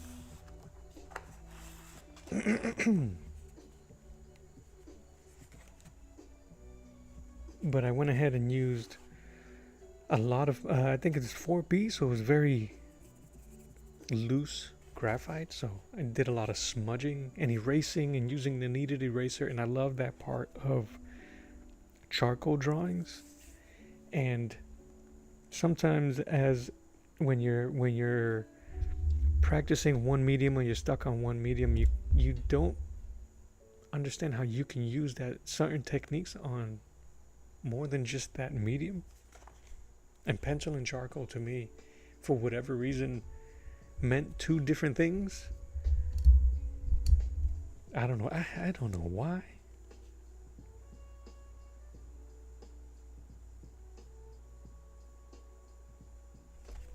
Yeah, my old man. If you guys like to go through my playlist, I have videos. Most of these paintings and drawings of Kratos, the old man. Cletus? No, it wasn't Cletus. This was, I wanted to do a video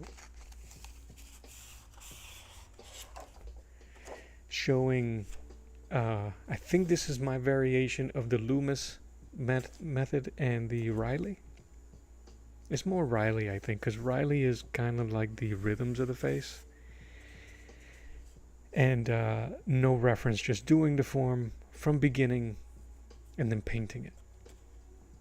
And seeing if I can do something with no references, just from doing all the practice pieces and all of the basics and the whatever the heck I'm trying to say here.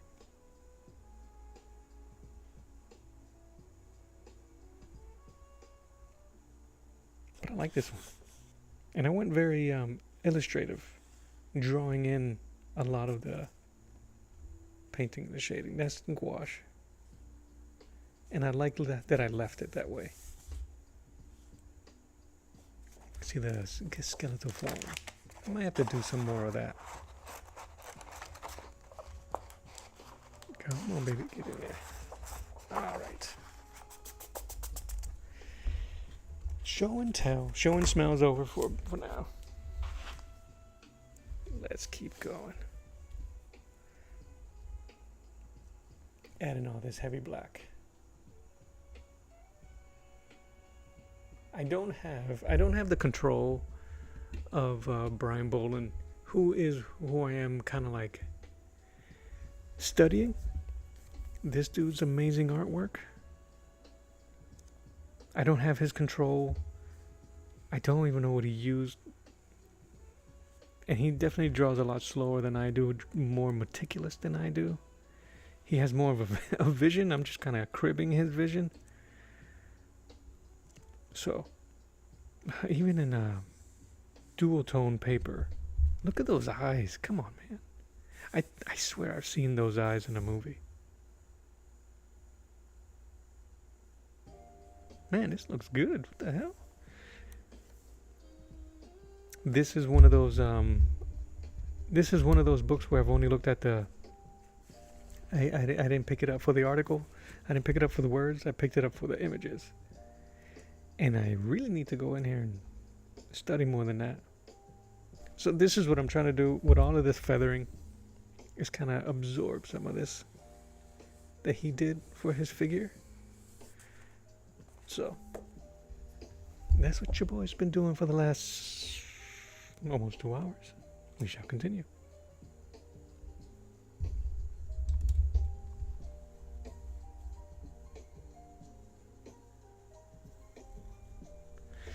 Yeah. So Link. You feel like you've been kind of lazy with your art, meaning when you're sketchbook drawing, you don't do much in detail. Save it for the canvas. Yeah, I understand that.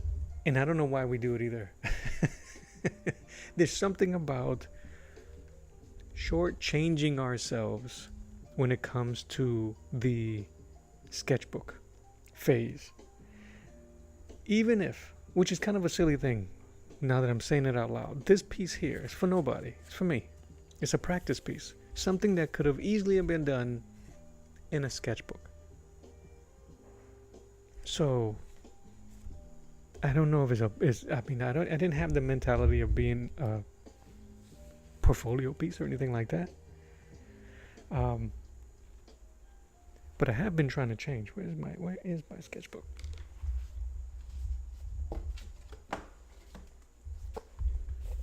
Right, it's a weird thing that us artists do to ourselves, like a very loose, unfinished. I probably won't ink this, but I will use it as reference in the future for something. This was supposed to be a portrait only. I said the heck with that, because I get bored quick, and I can't. Maybe if the sketchbook was smaller, and it takes too much work. This sketchbook paper is really cheap. And I wanted to paint everything. So that wasn't going to work. Anyway. This was the last piece. And it's kind of sketchy. But it was for an idea. I'm going to do a Sergeant Rock cover. But yeah. I've been using it more for this. Compositional pieces. Which I don't do. My other sketchbooks are portfolio sketchbooks, almost finished pieces, because I fell into the trap link of I fell into the trap that sketchbooks, the sketchbook video, the sketchbook reveals of these social media artists, and everything is where it's supposed to be, and it became very disheartening. Even as a grown man artist, seeing that stuff was disheartening, because I'm like, I suck then. My sketchbooks are terrible. So I started to put so much attention and effort, even in my sketchbooks, that they became portfolio pieces. And I think that's disingenuous to show young artists, not young in age, just young in general, those things. And be like, oh, that's my sketchbook. And just kind of nonchalantly. Maybe they do. Maybe they do toot out these amazing pieces every time they open their sketchbook. And I'm just a hater. But no, I fell in the trap of it has to be perfect. My sketchbook has to be perfect. And I wouldn't finish them. And even when I was pretending early on during the start of this channel,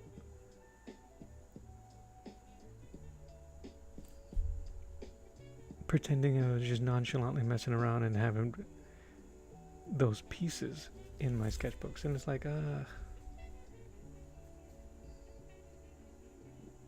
that one with the Conan, the one that was supposed to be a portfolio, portrait only, I think that one has become my go-to. Just grab it and do something. I want to change that about myself, about how to do sketching and idea building and composition building.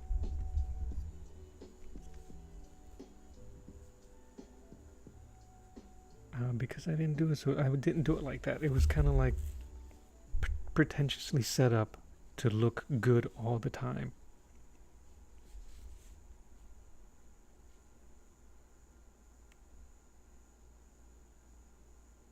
I appreciate that. Thank you, Link. But that was my other. If I was to show my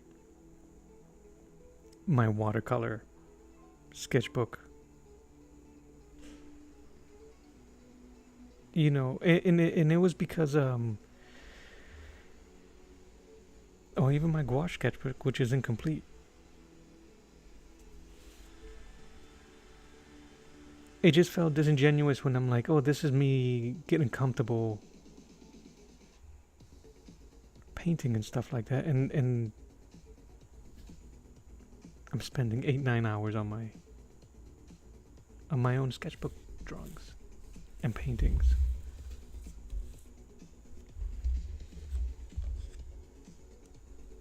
There was a huge conversation I was having with another artist by the name of Julio Cesar about the sketchbook. I'm sorry, I'm rotating.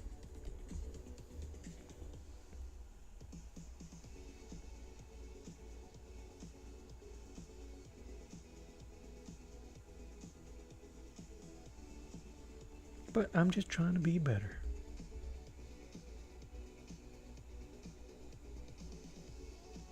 I've thrown away so many unfinished sketches or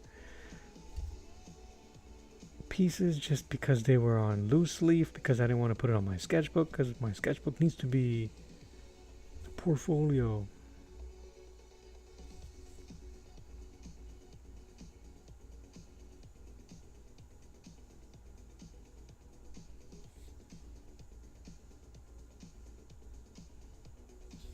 So I've been trying to do that bit, but I've been trying to be a bit better about. Say that fast. Be a bit better about my my journey, where I wanted to take me, and how I want to do it, and who am I doing it for?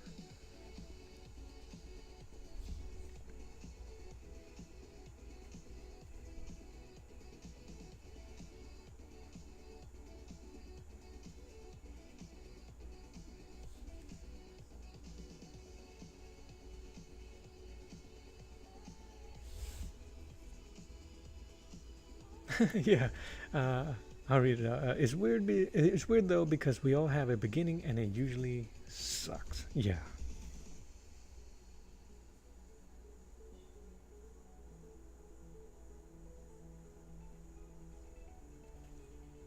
Like, I'm having a really hard time creating a rock texture with ink, because I can cheat it with a pencil.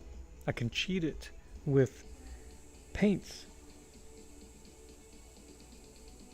You can't really cheat it with ink. The thing that I don't know how to do just yet is convince the viewer that's rock no matter what. I was showing an image, an artist, Alfredo Alcala. His clouds look like cream cheese, but because he's so consistent with the way he does his clouds that you go, no, those are clouds. Cream cheese.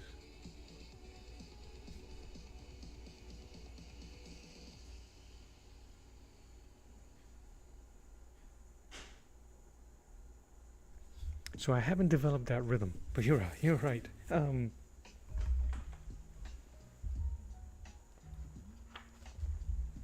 Yeah, this is supposed to be, for instance, this is supposed to be stone. And I need to know and teach myself how to do stone if I'm going to be doing Old Testament style images and swords and sorcery or whatever it is. It's really for my desire to do Old Testament and biblical stories. I need to know how to do stones. That doesn't really translate. That might translate out as a well. That's the closest, but this is all looking at reference, which is what I'm gonna have to do. This was supposed to be 2 caves. It just looks like somebody's lower intestine. But this helped me a lot to try to just get a rhythm of what it's supposed to look like. So the portrait only sketchbook has turned into a for real. Yeah, when you only losing one tone, it is tough. And I don't think I'll have to just keep peeking. But I'm in no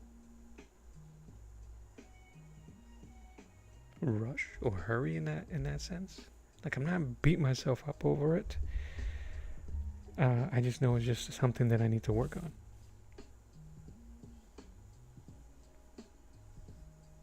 And I'm looking forward to it.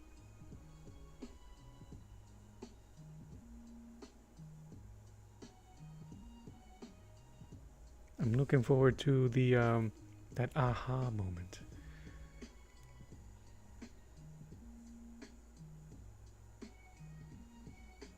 The aha moment as an artist is so,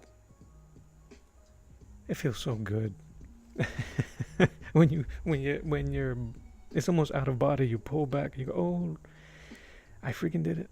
I think that's it.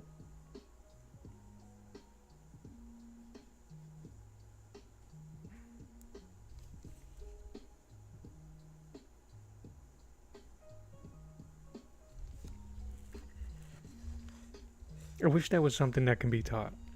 I think honestly, but we all have to discover our own aha moments when it comes to anything. When it comes to studying artists and watching what they do, it's hard to recapture that aha and share it. Because then once the aha is done, it just becomes a technique. There's nothing wrong with that.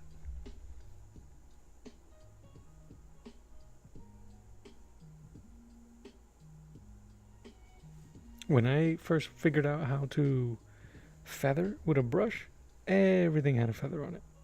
Everything had a feathered edge.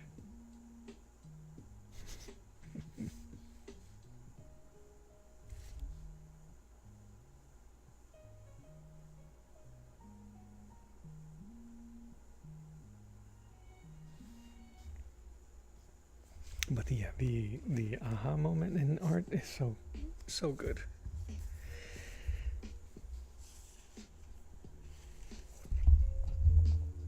Yes. Yeah. Wait, that was it? That's all I needed to do? And yet this is difficult? Plus again, and we don't see, there's a guy, Liam Sharp. He does amazing worlds with ink. And he does amazing backgrounds, detailed this, that, and the other. And you're looking at it, studying it. I'm looking at it, studying, like, how the hell did he make the brush do those things? Because he was bury the lead. They don't give you the What he was doing was using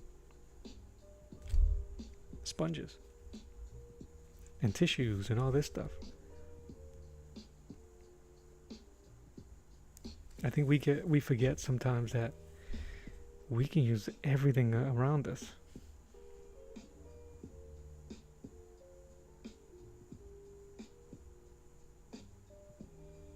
I have a sponge here.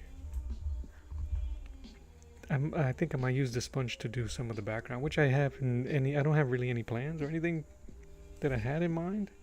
So why not? I just wanted to fill this with as much ink and texture as possible.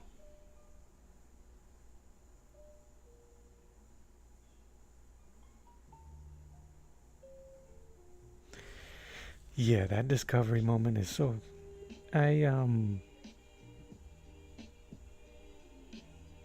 I had gotten it more from painting than penciling, I think.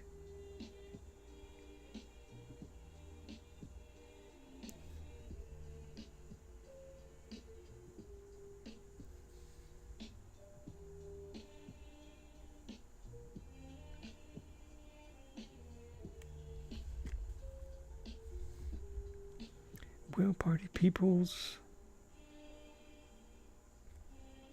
I'm gonna finish up a little bit on this visor. I'm gonna let the music play me out. I will be back this afternoon.